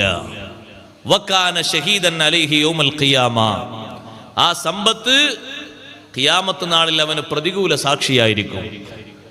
വകാന കല്ലദീ യഅകുലു വലാ യശ്ബഅ, നബി സല്ലല്ലാഹു അലൈഹി വസല്ലം തങ്ങൾ പറഞ്ഞു, അങ്ങനെ സമ്പത്ത് സ്വരൂപിക്കുന്ന ആള് ഭക്ഷണം കഴിക്കും പക്ഷേ വയറ് നിറയൂല, അങ്ങനെയുള്ള ആളുകളെ പോലെയാണ്. ഭക്ഷണം എത്ര കഴിച്ചാലും വയറ് നിറയാത്ത ഒരു ജീവിയുണ്ട് നമ്മളെ നാട്ടിൽ, അറിയാം. അതിനാണ് കൽബ് എന്ന് പറയാ, നായ. അത് ഭക്ഷണം കഴിക്കും തോറും അതിന് വിശപ്പ് കൂടുക ചെയ്യുക.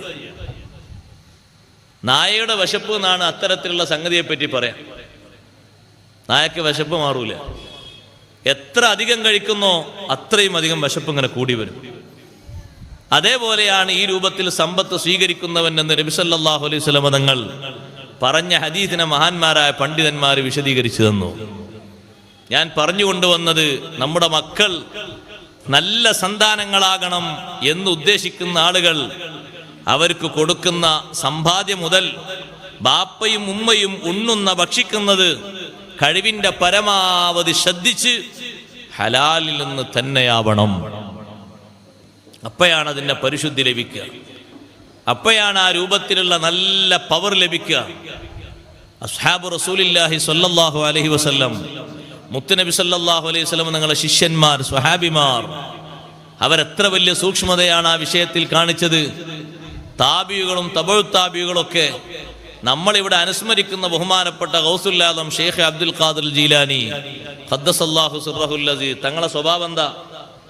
എത്ര വിശന്നാലും ആര് ഭക്ഷണം കൊണ്ടുപോയി കൊടുത്താലും ചോദിക്കൂ, ഇത് എവിടുന്നാണ്,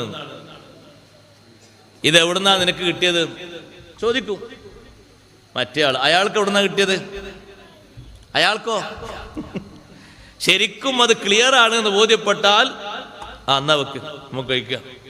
അല്ലേ, വേണ്ട, കൊണ്ടുപോയിക്കോ. ഇഷ്ടം പോലെ മക്കളെ മഹാനവർകളും പോറ്റിയിട്ടില്ലേ? ആ മക്കളൊക്കെ മണിമുത്തുകളായി വന്നില്ലേ? 49 മക്കളെ അള്ളാഹു ഷെയ്ഖ് ജീലാനി റളിയല്ലാഹുവിന് നൽകിയിട്ടുണ്ട്. 49 മക്കളിൽ മഹാനവർകൾ വഫാത്താകുമ്പോൾ 14 മക്കൾ ശേഷിക്കുന്നുണ്ട്. ഒരാണും 13 ഒരു പെണ്ണും 13 ആണും.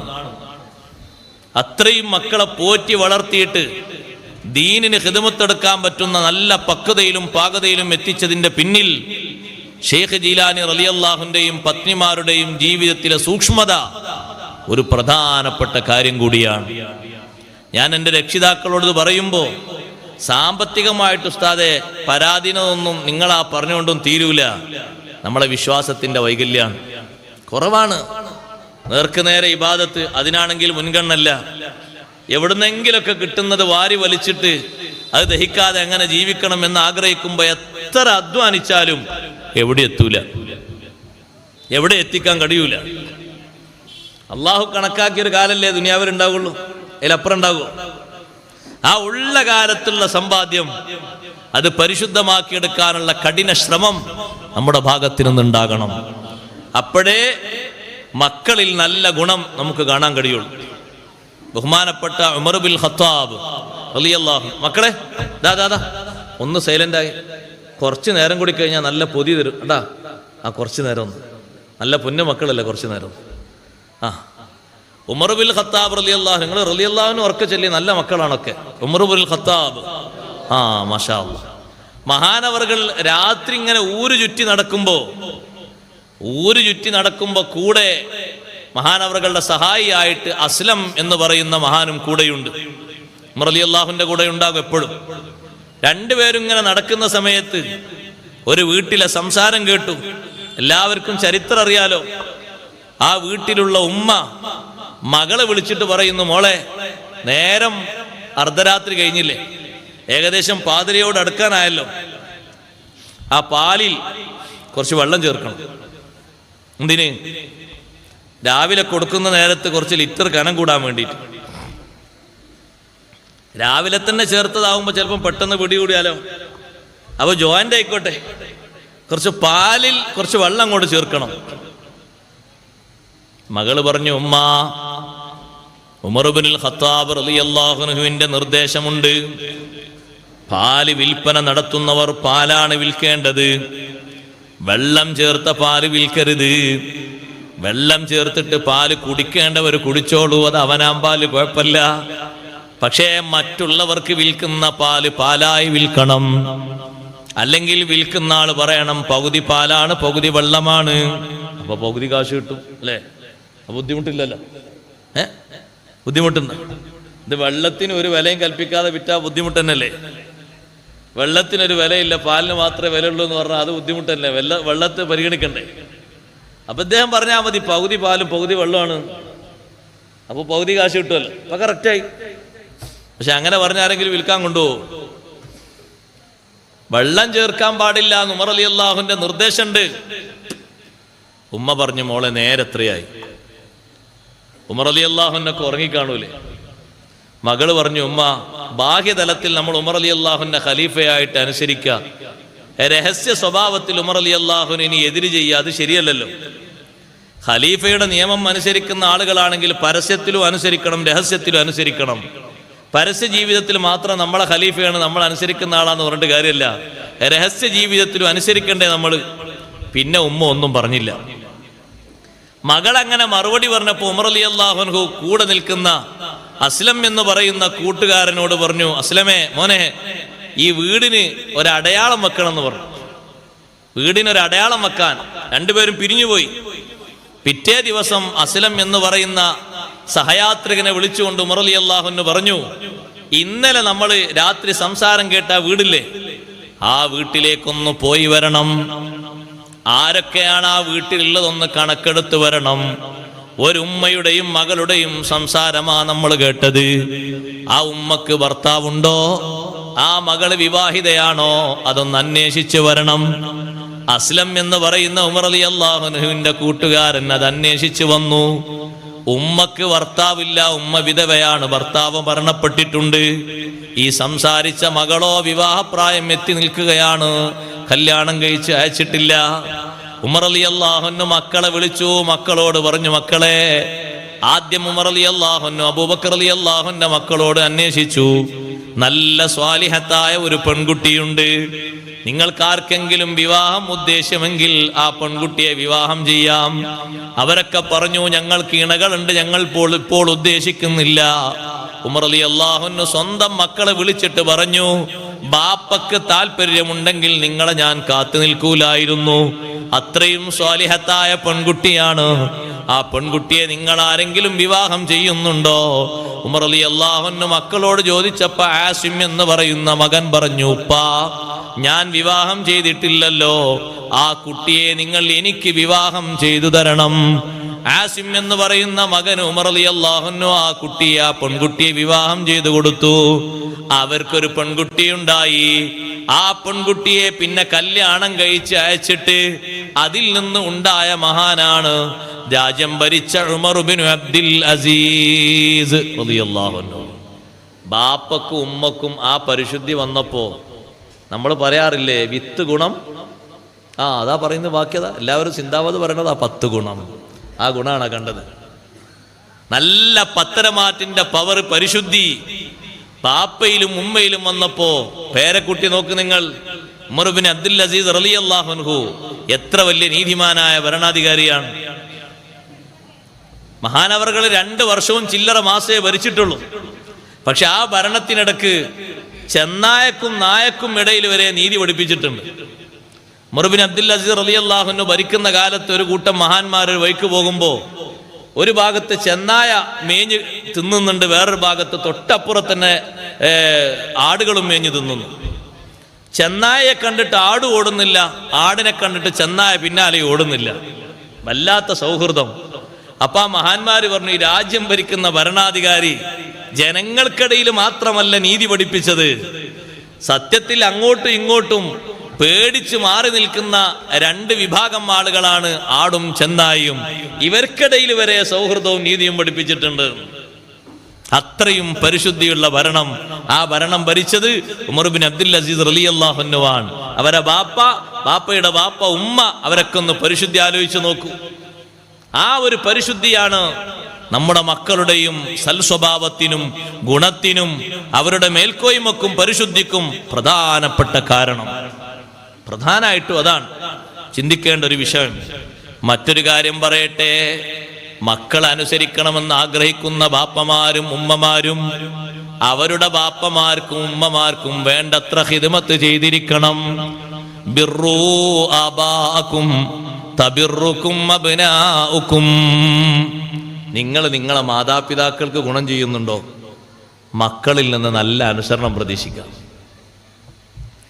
നമ്മൾ വേണ്ടതുപോലെ നമ്മളെ വാപ്പാനെയും ഉമ്മാനെയും നോക്കാതെ നമ്മളെ മക്കൾ നമ്മളെ നന്നായി അനുസരിക്കണം എന്നുള്ള ആ ഒരു ആഗ്രഹമല്ലേ, അത് വെറുതെ, അതിൽ യാതൊരു കഴമ്പുമില്ല. എൻ്റെ ശബ്ദം ശ്രവിക്കുന്ന സഹോദരിമാരെ, സഹോദരങ്ങളെ, നമ്മളെ വാപ്പാനോടും ഉമ്മാനോടും എത്ര ബഹുമാനവും സ്നേഹവും അനുസരണവും അനുകമ്പയും നമ്മുടെ മനസ്സിൽ, നമ്മുടെ സമ്പത്തിൽ, നമ്മുടെ ശരീരത്തിൽ, നമ്മുടെ ഭാഗത്തിലൊക്കെ വന്നിട്ടുണ്ടോ, അതുപോലെ നമുക്ക് പ്രതീക്ഷിക്കാം നമ്മളെ മക്കളിൽ നിന്നും.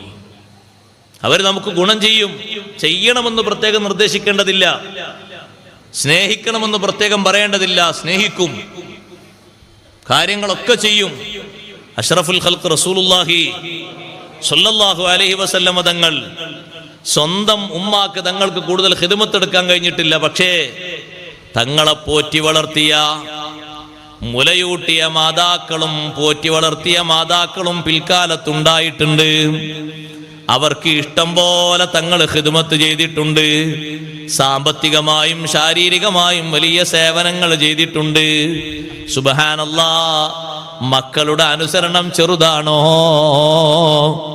4 മക്കൾ നബി സല്ലല്ലാഹു അലൈഹി വസല്ലമ തങ്ങളോടൊപ്പം കുറെ കാലം ജീവിച്ചില്ലേ? 4 പെൺകുട്ടികൾ. എന്തായിരുന്നു അവരെ സ്നേഹവും അനുസരണവും? എത്രയായിരുന്നു അവരെ ബഹുമാനം? എങ്ങനെയായിരുന്നു അവരെ സ്നേഹം? ജനങ്ങൾ അത് അറിഞ്ഞില്ലേ, അനുഭവിച്ചില്ലേ? അതിന്റെ പ്രധാനപ്പെട്ട ഒരു തത്വം അഷ്റഫുൽ ഖൽഖ് റസൂലുള്ളാഹി സ്വല്ലല്ലാഹു അലൈഹി വസല്ലമ തങ്ങൾ അവിടുത്തെ മാതാക്കളായ ഹലീമത്തു സഅദിയ്യ റളിയല്ലാഹു അൻഹാ, നബി സല്ലല്ലാഹു അലൈഹി വസല്ലമ തങ്ങൾക്ക് മുലയൂട്ടിയൊരു മാതാവാണ്.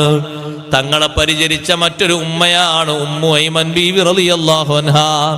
അതുപോലെ മറ്റൊരു മാതാവാണ് ബഹുമാനപ്പെട്ട ഫാത്തിമ ബിൻത്ത് അസദ് റളിയല്ലാഹു അൻഹാ.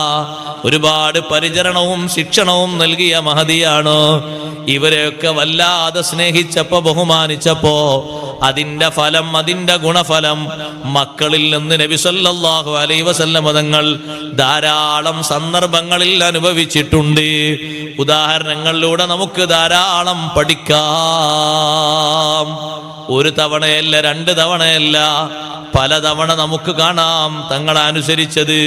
അഷ്റഫുൽ ഖൽഖ് സ്വല്ലല്ലാഹു അലൈഹി വസല്ലമ തങ്ങൾ ഒരു വാക്ക് പറഞ്ഞാൽ, ഒരു നോട്ടം നോക്കിയാൽ, ഒരു വിഷയം നിർദ്ദേശിച്ചാൽ അതിൽ നിന്ന് 1 ഇഞ്ച് പോലും അങ്ങോട്ടും ഇങ്ങോട്ടും മാറാത്ത രൂപത്തിൽ വളരെ സ്നേഹത്തോടെയല്ലേ മക്കൾ ജീവിച്ചത്. പ്രയാസങ്ങൾ സഹിക്കാൻ പറഞ്ഞപ്പോ സഹിച്ചു. ജീവിതത്തിൽ പ്രാരാബ്ദങ്ങൾ വന്നിട്ട് വിഷമാവസ്ഥ പറഞ്ഞപ്പോ ഫാത്തിമ റളിയല്ലാഹു അൻഹക്ക് ദിക്റല്ലേ ചൊല്ലാൻ കൊടുത്തത്. എനിക്ക് ദിക്ർ പോരാന്ന് പറഞ്ഞോ സഹോദരങ്ങളെ? ആ ദിക്റല്ലേ ജീവിതത്തിന്റെ അന്ത്യം വരെ നിലനിർത്തി പോന്നത്. എനിക്ക് നിങ്ങളുടെ അടിമകളിൽ നിന്നൊരു അടിമയെ വേണം എന്ന് പറഞ്ഞ് ശാഠ്യം പിടിച്ചോ? ഇല്ല. അതിനേക്കാളും നല്ലത് ദിക്റാണെങ്കിൽ ദിക്ർ മതി. എനിക്ക് അടിമ തന്നെ വേണമെന്നില്ല, എനിക്ക് സഹായിയെ തന്നെ വേണമെന്നില്ല. വലിയ സഹായം ദിക്റാണെങ്കിൽ ഞാനത് സ്വീകരിക്കുന്നു. ഫാത്തിമ ബീവി റളിയല്ലാഹു അൻഹയുടെ അനുസരണം പോലെ മറ്റു എല്ലാ മക്കളും അനുസരിച്ചതും സ്നേഹിച്ചതും വേറിട്ട രൂപത്തിൽ തന്നെയാണ്. സാമ്പത്തികമായിട്ട് ബഹുമാനപ്പെട്ട ഹലീമ ബീവി റളിയല്ലാഹു അൻഹയ്ക്ക് ചെറിയ ക്ഷീണം വന്നപ്പോ ഹലീമ ബീവി റളിയല്ലാഹു അൻഹ നബി സല്ലല്ലാഹു അലൈഹി വസല്ലം തങ്ങളെ കാണാൻ വേണ്ടി വന്നു. തങ്ങൾ ഖദീജ റളിയല്ലാഹു അൻഹയോടൊപ്പം താമസിക്കുന്ന ഒരു ഘട്ടമാണ്. ഹലീമ ബീവി ഇങ്ങനെ വരികയാണ്. ത്വായിഫിൽ നിന്നല്ലേ വരുന്നത് മക്കയിലേക്ക്. ഉമ്മാന്റെ വരവ് കണ്ടപ്പോ നബി സല്ലല്ലാഹു അലൈഹി വസല്ലം വീട്ടിൽ നിന്ന് ഇറങ്ങി ഉമ്മാന്റെ കൈപിടിച്ച് വീട്ടിലേക്ക് കൊണ്ടുവന്നു. വല്ലാത്ത സ്നേഹത്തോടെ കൊണ്ടുവന്ന് വീട്ടിലിരുത്തി വിഷയങ്ങളൊക്കെ അന്വേഷിച്ചു. ഹലീമ ബീവി റളിയല്ലാഹു അൻഹ പറഞ്ഞു, മോനെ, ഇപ്പൊ വലിയ പ്രാരാബ്ദാണ്, ജീവിതത്തിന് വലിയ ബുദ്ധിമുട്ടാണ്. അതങ്ങനെ പോയി പറഞ്ഞു ഖദീജ റളിയല്ലാഹു അൻഹയോട്. ഉമ്മ വന്നിട്ടുണ്ട്, ഖദീജ ബീവിയുടെ കയ്യിൽ ഒരുപാട് സമ്പത്തുണ്ടല്ലോ, ഖദീജ റളിയല്ലാഹു അൻഹ പറഞ്ഞു, എന്ത് കൊടുക്കണം തങ്ങൾ പറഞ്ഞോളൂ, എന്തും കൊടുക്കാം. എന്താ കൊടുക്കേണ്ടത്? തങ്ങൾ നിർദ്ദേശിക്കുന്നത് എന്തും കൊടുക്കാം. നബി സല്ലല്ലാഹു അലൈഹി വസല്ലം മൗനം പാലിച്ചപ്പോ ഖദീജ റളിയല്ലാഹു അൻഹ പറഞ്ഞു, എങ്കിൽ 20 ഒട്ടകങ്ങളും 20 ആടുകളും കൊടുക്കാം. അതും തൊലിച്ചുകൊണ്ടാണ് ഹലീമ ബീവി റളിയല്ലാഹു അൻഹ തിരിച്ചു പോകുന്നത്. എന്ത് സന്തോഷമുള്ളൊരു കാഴ്ചയാ. നമ്മളെ പ്രായമുള്ള ഉമ്മ അല്ലെങ്കിൽ പ്രായമുള്ള ഉപ്പ ദാ ശരിക്കും ഇങ്ങോട്ട് ശ്രദ്ധിക്കും. ഒരാവശ്യത്തിനുമില്ല, ഒരു സന്തോഷത്തിന് കയ്യിൽ വെക്കാൻ മോനെ 1000 രൂപ തന്നേ. അപ്പൊ നമ്മളെന്താ വെക്കുന്നത്? എന്തിനാണ് 1000? നിങ്ങൾക്കെല്ലാം ഞാൻ കൊണ്ടുവരുന്നില്ലേ, എല്ലാം തരുന്നില്ലേ, അങ്ങനല്ലേ എങ്ങനല്ലേ, എന്തിനാ 1000 എന്ന് ചോദിക്കണ? ഉമ്മാക്കത് എന്തിനാ? ചീട്ട് കളിക്കാനാ? ബാപ്പക്കത് എന്തിനാ? കുടിക്കാനാ? നിങ്ങളെ കയ്യിലും ഒരു 500 1000 ഒരു കാര്യത്തിനും ഇല്ലാതെ ഇങ്ങനെ ഉണ്ടാകുന്ന ഒരു സമാധാനല്ലേ? എന്തെങ്കിലും ആവശ്യം വരുമ്പോൾ ഉപയോഗിക്കാന്നുള്ളവർക്ക്. അങ്ങനെ അവർക്കൊരു സന്തോഷം ഉണ്ടായിക്കോട്ടെ. ഒന്നിനും ഉപയോഗിക്കാനല്ലതാ ഉമ്മ, അത് വെച്ചോളൂ. ഒരു സന്തോഷത്തിന് എന്താ കൊടുക്കുന്നതിന്? സന്തോഷത്തിന് കാശ് മാത്രം കൊടുക്കാൻ പാടില്ല, വേറുള്ള പച്ചക്കറിയും ഫ്രൂട്ട്സൊക്കെ വേണമെങ്കിൽ കൊടുക്കാതാ. സന്തോഷത്തിന് എന്താണോ സന്തോഷത്തിന്റെ വകുപ്പ് അതൊക്കെ കൊടുക്കാലോ. ദിർഹമും ദീനാറും അല്ലേ പഴയ കാലത്ത് കൊടുത്തിരുന്നത്? ഇപ്പത് കറൻസി അല്ലേ, കൊടുക്കണല്ലോ. കാണാൻ വേണ്ടി, ഉമ്മാനെ കാണാൻ വേണ്ടി, ഉപ്പാനെ കാണാൻ വേണ്ടിയൊക്കെ വീട്ടിലേക്ക് വരുമ്പോ, നമ്മളെ സന്ദർശിക്കാൻ വേണ്ടി നമ്മളെ വീട്ടിലേക്ക് വാപ്പയും ഉമ്മയും വരുമ്പോ അവർക്ക് കൊടുക്കേണ്ട ഒരു ഹദിയയും കൂടിയാണ് ഈ സമ്പത്ത് എന്ന് പറഞ്ഞത്. ഉമ്മ ഞാൻ പോകാണ് മോനെ എന്ന് പറയുമ്പോ എന്നാ ഉമ്മ പോയിക്കോളൂ, വലൈക്കും അസ്സലാം വറഹ്മത്തുള്ളാഹ് പറഞ്ഞു വിട്ടാ പോരാ. ഉമ്മാന്റെ കയ്യിൽ എന്തെങ്കിലുമൊക്കെ ഒരു സംഭാവന കൊടുക്കുക, അതൊരു സന്തോഷാണ്. നിങ്ങൾ എവിടേക്കെങ്കിലും ഒന്ന് പോകുമ്പോൾ നിങ്ങളെ കയ്യിലേക്ക് ആരെങ്കിലും ഒരു 500 1000 തരുമ്പോൾ നിങ്ങളെ മനസ്സിൽ എന്തൊരു സന്തോഷമുണ്ട്. എന്നാൽ നമ്മൾ കൊടുത്തിട്ട് ഏറ്റവും വലിയ സന്തോഷം കാണേണ്ട ഒരു മേഖല ഏതാ? അത് ബാപ്പയും ഉമ്മയല്ലേ. തീർത്തും അവരിൽ നിന്നല്ലേ ഉണ്ടാകേണ്ട സന്തോഷം. അവരൊന്നുമില്ല, ഒരു അൽഹംദുലില്ലാ എന്ന് മനസ്സിരുത്തി അൽഹംദുലില്ലാ പറഞ്ഞാൽ മതി, അത് മതി. വേറെ ഒന്നും വേണ്ട, ഒരു ഹംദ് പറഞ്ഞാൽ മതി. ഒരു സന്തോഷത്തിന്റെ ഒരു മനസ്സ് അവർക്കുണ്ടായാൽ മതി. നമ്മുടെ വിജയത്തിന്റെ കാരണല്ലേ സഹോദരങ്ങളെ അതൊക്കെ. ബാപ്പാക്കും ഉമ്മാക്കും നമ്മൾ എത്തരത്തിൽ അനുസരിച്ചിട്ടുണ്ടോ, നമ്മളെ മക്കൾ നമ്മളെ അനുസരിക്കും. ഹദീസ് മറക്കണ്ട, ബിർറൂ ആബാഅക്കും, മാതാപിതാക്കൾക്ക് നിങ്ങൾ ഗുണം ചെയ്യുക. തബിറുക്കും അബ്നാഉക്കും, ബാപ്പക്കും ഉമ്മക്കും അനുസരിക്കാതെ 2 കോടി ചെലവാക്കിയിട്ട് നിങ്ങളെ മക്കളെ പഠിപ്പിച്ചാലും മക്കൾ സാമ്പത്തികമായും മറ്റുങ്ങൾ അനുസരിക്കും എന്നുള്ള പൂതി കരുതണ്ട, ഒരാളും കരുതണ്ട. എഴുതി വെച്ചോളൂ, ഞാൻ 2 കോടി ചെലവാക്കിയിട്ടാണ് അവനെ പഠിപ്പിച്ചതെന്ന്. പഠിപ്പിച്ച് ഉദ്യോഗം കിട്ടിയാൽ പറയും ബാപ്പ നിങ്ങൾ ഞാനെന്ന് പറയും. അപ്പൊ ബാപ്പ അങ്ങനെ ചിന്തിക്കുക, എന്താ എൻ്റെ മോൻ പറഞ്ഞത്, അവനൊന്നും ഞാനെന്നോ, ഇത്രയും കൊടുത്ത് ഞാൻ പഠിപ്പിച്ചിട്ട് നിങ്ങൾ പഠിപ്പിച്ചില്ലേ, ശരി, അത് നിങ്ങൾ ബാപ്പായതുകൊണ്ട് ഞാൻ മോനായതുകൊണ്ട് പഠിപ്പിച്ചല്ലേ, ശരിയാണ്. ഇപ്പൊ എനിക്ക് ഉദ്യോഗം കിട്ടി, ഞാൻ നിങ്ങൾക്ക് തരണമെന്നില്ല, തരണമെന്ന് എനിക്ക് തോന്നിയാൽ ഞാൻ തരും. സ്നേഹമുള്ള ഒരു മകൻ അങ്ങനെ പറയൂല, ചോദിക്കാൻ കാത്തു നിൽക്കൂല. അത്രയും അനുസരണത്തോടെ സ്നേഹത്തോടെയാണോ വാപ്പാനെയും ഉമ്മാനെയും നോക്കിയത്. അവർ കയ്യിൽ കിട്ടുന്നത് ചോദിക്കാതെ തന്നെ ഇങ്ങോട്ട് കൊണ്ടുവന്ന് കൊടുക്കും, ശരിക്കും കൊണ്ടുവന്ന് കൊടുക്കും. ഇമാം ഷാഫി റളിയല്ലാഹുവിന്റെ കയ്യിലൊക്കെ ആദ്യമായി കിട്ടിയ 1000 ദിർഹം, ആദ്യം കിട്ടാണ് ഒരു 1000 ദിർഹം. അത് അവിടെ കീശയിൽ ചുരുട്ടി അവിടെ വെച്ചു, ആർക്കും കൊടുത്തില്ല. വീട്ടിൽ വന്ന് കയറുമ്പോ ഉമ്മ ചോദിച്ചു, മോനെ കയ്യിൽ കുറെ കാശുണ്ടല്ലോ. ഉണ്ട്, ഉമ്മാക്ക് കൊണ്ടുവരാൻ വേണ്ടി കൊണ്ടുവന്നാണ്. എന്റെ സ്വന്തം കാര്യത്തിലൊന്നും ഞാൻ ഉപയോഗിച്ചിട്ടില്ല. എന്നെ ഇത്രയും പഠിപ്പിച്ച് എനിക്ക് വേണ്ടി അധ്വാനിച്ച് കഷ്ടപ്പെട്ട്, ഉപ്പ ചെറുപ്പത്തിൽ എന്നെ വഫാത്തായി പോയി, ഉമ്മയല്ലേ എന്നെ പഠിപ്പിച്ചത്, എന്നെ പോറ്റി വളർത്തിയത്, എന്നെ മക്കയിൽ നിന്ന് മദീനയിലേക്ക് പഠിക്കാൻ വിട്ടത്, വേണ്ട സഹായങ്ങളൊക്കെ ചെയ്തത് ഉമ്മയല്ലേ. ഉമ്മാക്ക് തരാൻ വേണ്ടിയാണ് 1000 ദിർഹം കൊണ്ടുവന്നത്. അതിനു വേണ്ടി കൊണ്ടുവന്നാണ്, ഉമ്മാക്ക് തരാൻ വേണ്ടിയിട്ട്. 1 ദിർഹം പോലും ഞാൻ എടുത്തിട്ടില്ല. ഈ ഒരു സ്നേഹം നമ്മുടെ മക്കളിൽ നിന്ന്, പണത്തിന്റെ വിഷയം മാത്രമല്ല, നമ്മൾ പറയാതെ കൺകുളിർമയാർന്ന അമലുകൾ അവർ ചെയ്യുന്ന അവസ്ഥയിലേക്ക്, സേവനങ്ങൾ ചെയ്യുന്ന അവസ്ഥയിലേക്ക്, നല്ല കുടുംബജീവിതം നയിക്കുന്ന ഒരു പരിസ്ഥിതിയിലേക്ക് നമ്മുടെ മക്കൾ മാറണോ?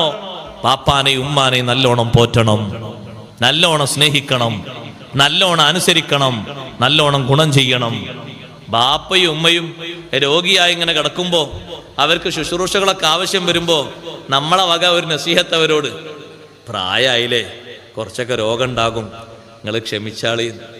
നമ്മൾ രോഗമാകുമ്പോൾ മക്കളും പറയും ഇതേ അനൗൺസ്മെന്റ്, പ്രായമായില്ലേ, ക്ഷമിച്ചേക്ക്, കുറച്ച് രോഗമൊക്കെ ഉണ്ടാകും പറയൂലേ? പറയും. അതേ അനൗൺസ്മെന്റ് പറയും. എങ്ങനെയാണോ പെരുമാറ്റം അങ്ങനെയാണ് പെരുമാറ്റം ഉണ്ടാകുക. നിവൃത്തികേട് കൊണ്ട് മുമ്പ് 4 മക്കൾ ഒരുമിച്ച് കൂടിയിട്ടൊരു ബാപ്പാനെ അടിച്ചു. അടിക്കാൻ പാടില്ലേ, പക്ഷെ അടിച്ചു.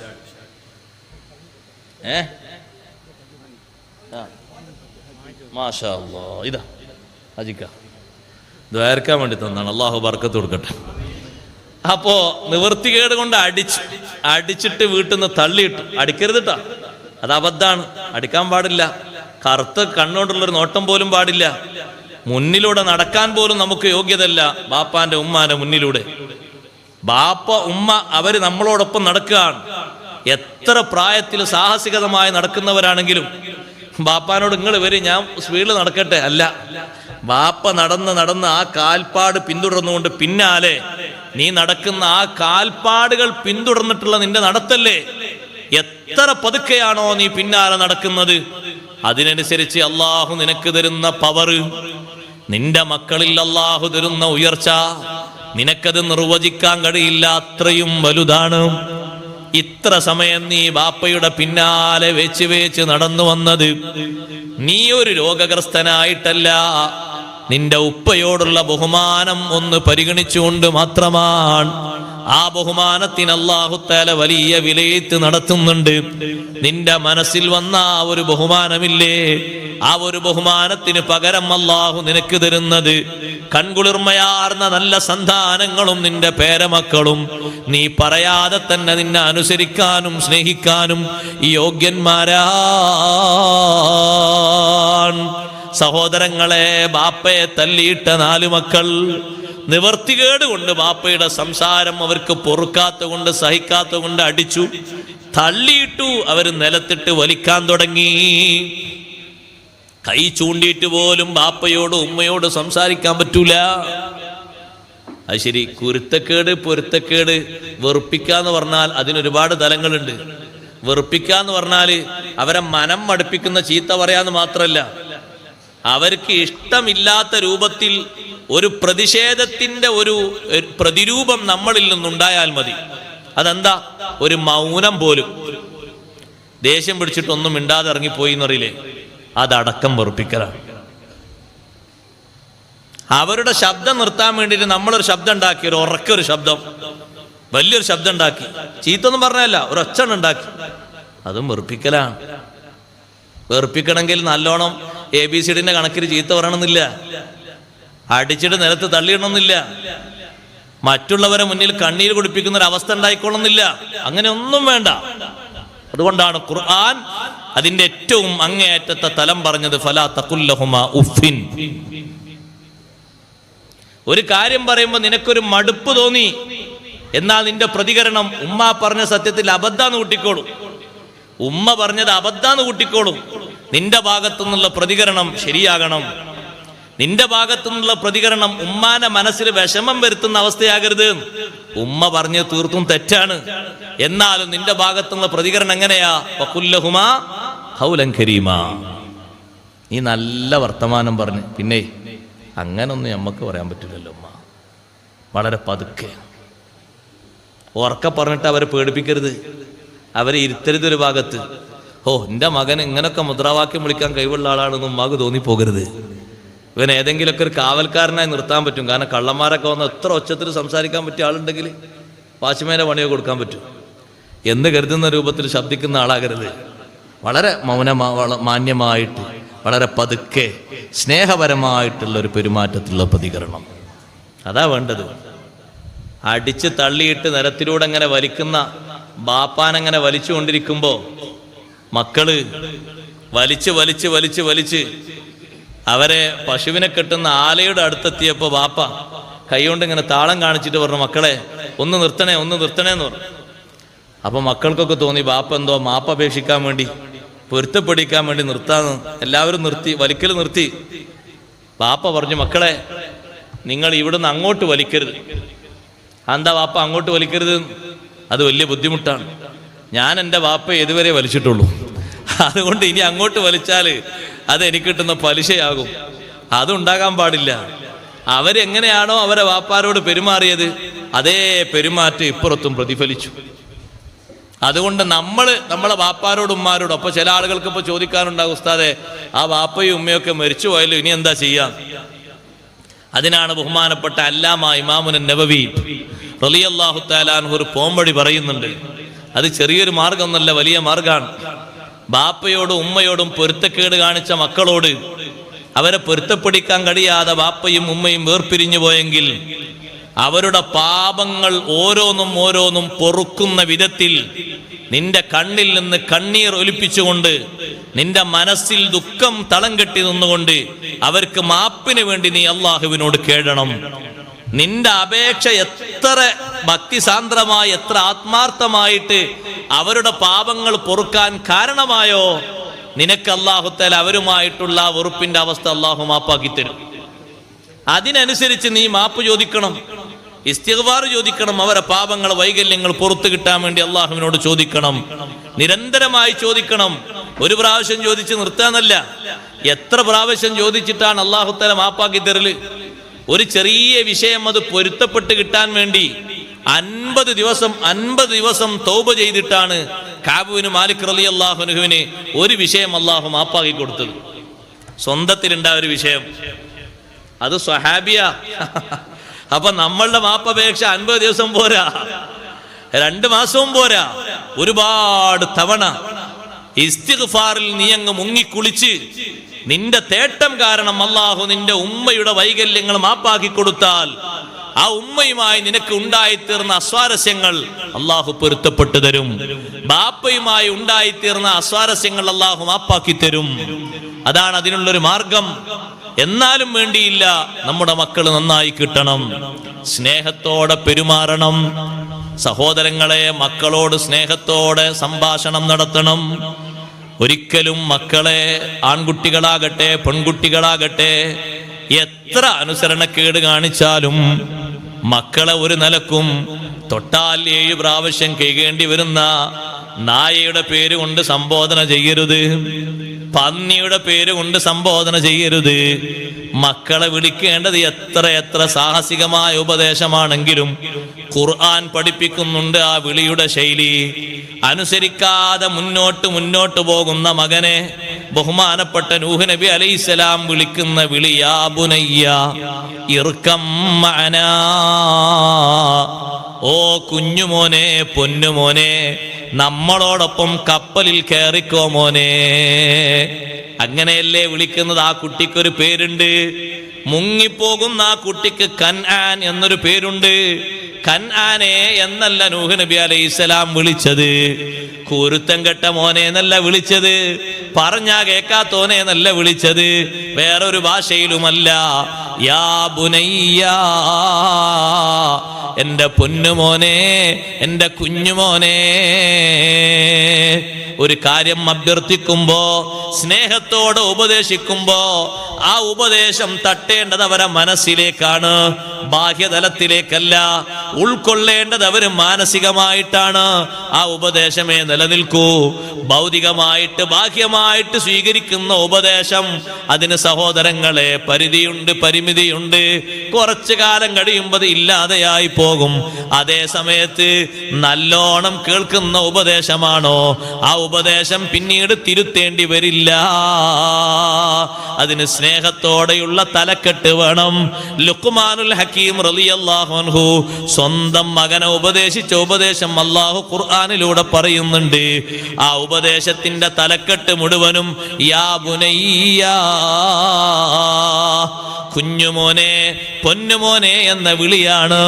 യാ ബുനയ്യ ഇന്നഹാ ഇൻ തകു മിസ്ഖാല ഹബ്ബത്തിൻ മിൻ ഖർദൽ ഫതകുൻ ഫീ സഖറത്തിൻ ഔ ഫിസ് സമാവാതി ഔ ഫിൽ അർളി യഅതി ബിഹല്ലാഹ്.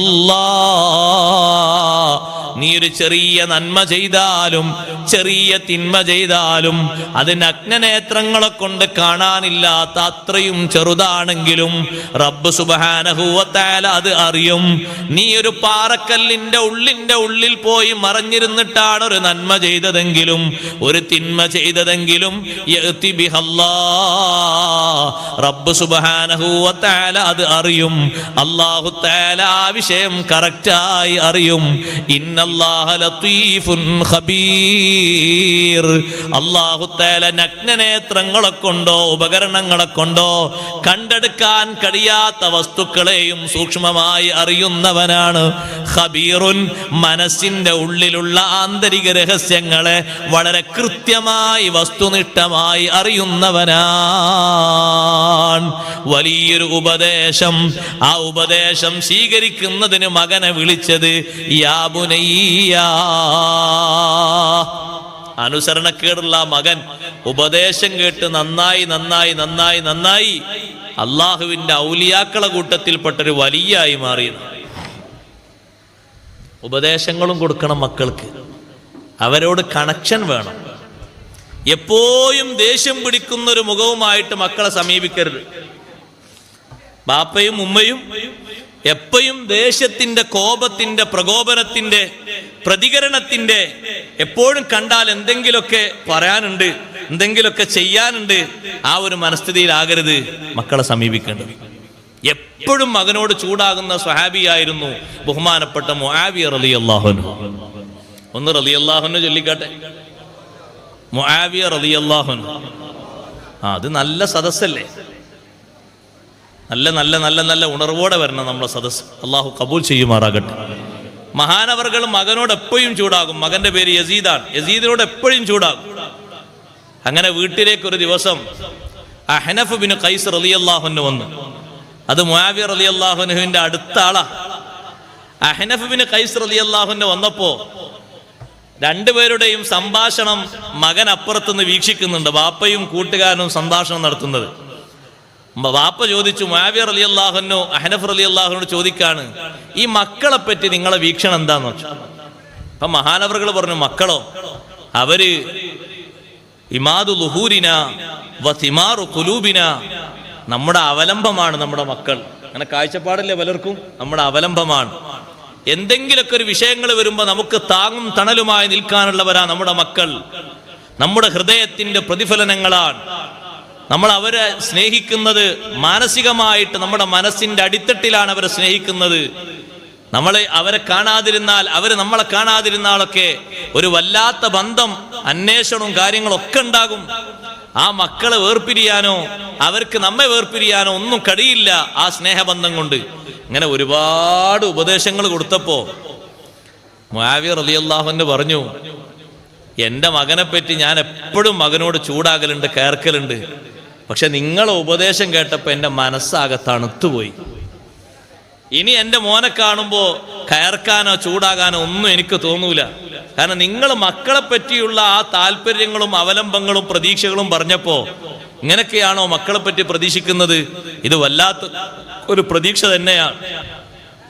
അപ്പൊ ഞാനിങ്ങനെ ചൂടായാൽ കയർത്താല് ഇങ്ങനെ ഒരു പ്രതീക്ഷയ്ക്ക് ഒരു നിലക്കും ഒരു സ്ഥായിയായ ഒരു രൂപം ഭാവം കിട്ടൂല. അതുകൊണ്ട് ഞാൻ ഇനി ചൂടാകുന്നില്ല. അന്ന് മുതൽ മുആവിയ റളിയല്ലാഹു അൻഹു മകനോട് കയർക്കുന്നതും ചൂടാകലും നിർത്തിയിട്ട് എൻ്റെ ഈ ശരീരത്തെ തണുപ്പിച്ചു തന്നതിന് എൻ്റെ വക നിങ്ങൾക്കൊരു 500 ദിർഹം എന്ന് പറഞ്ഞ അഹ്നഫ് ബിൻ ഖൈസ് റളിയല്ലാഹു അൻഹുവിന് 500 ദിർഹം കൊടുത്തപ്പോ അപ്പുറത്തുനിന്ന് മകൻ യസീദ് 1000 ദിർഹം കൊണ്ടുപോയി കൊടുത്തു. ബാപ്പയുടെ ചൂട് തണുപ്പിച്ചതിന് നിങ്ങൾക്ക് ഞാനാണ് കൂടുതൽ തരേണ്ടത്. കാരണം ആ ചൂട് എപ്പോഴും അനുഭവിക്കുന്ന ഞാനാണ്. ചിലരങ്ങനെ ഉണ്ടാകും, തിളച്ച വെള്ളം പോലെ എപ്പോഴും.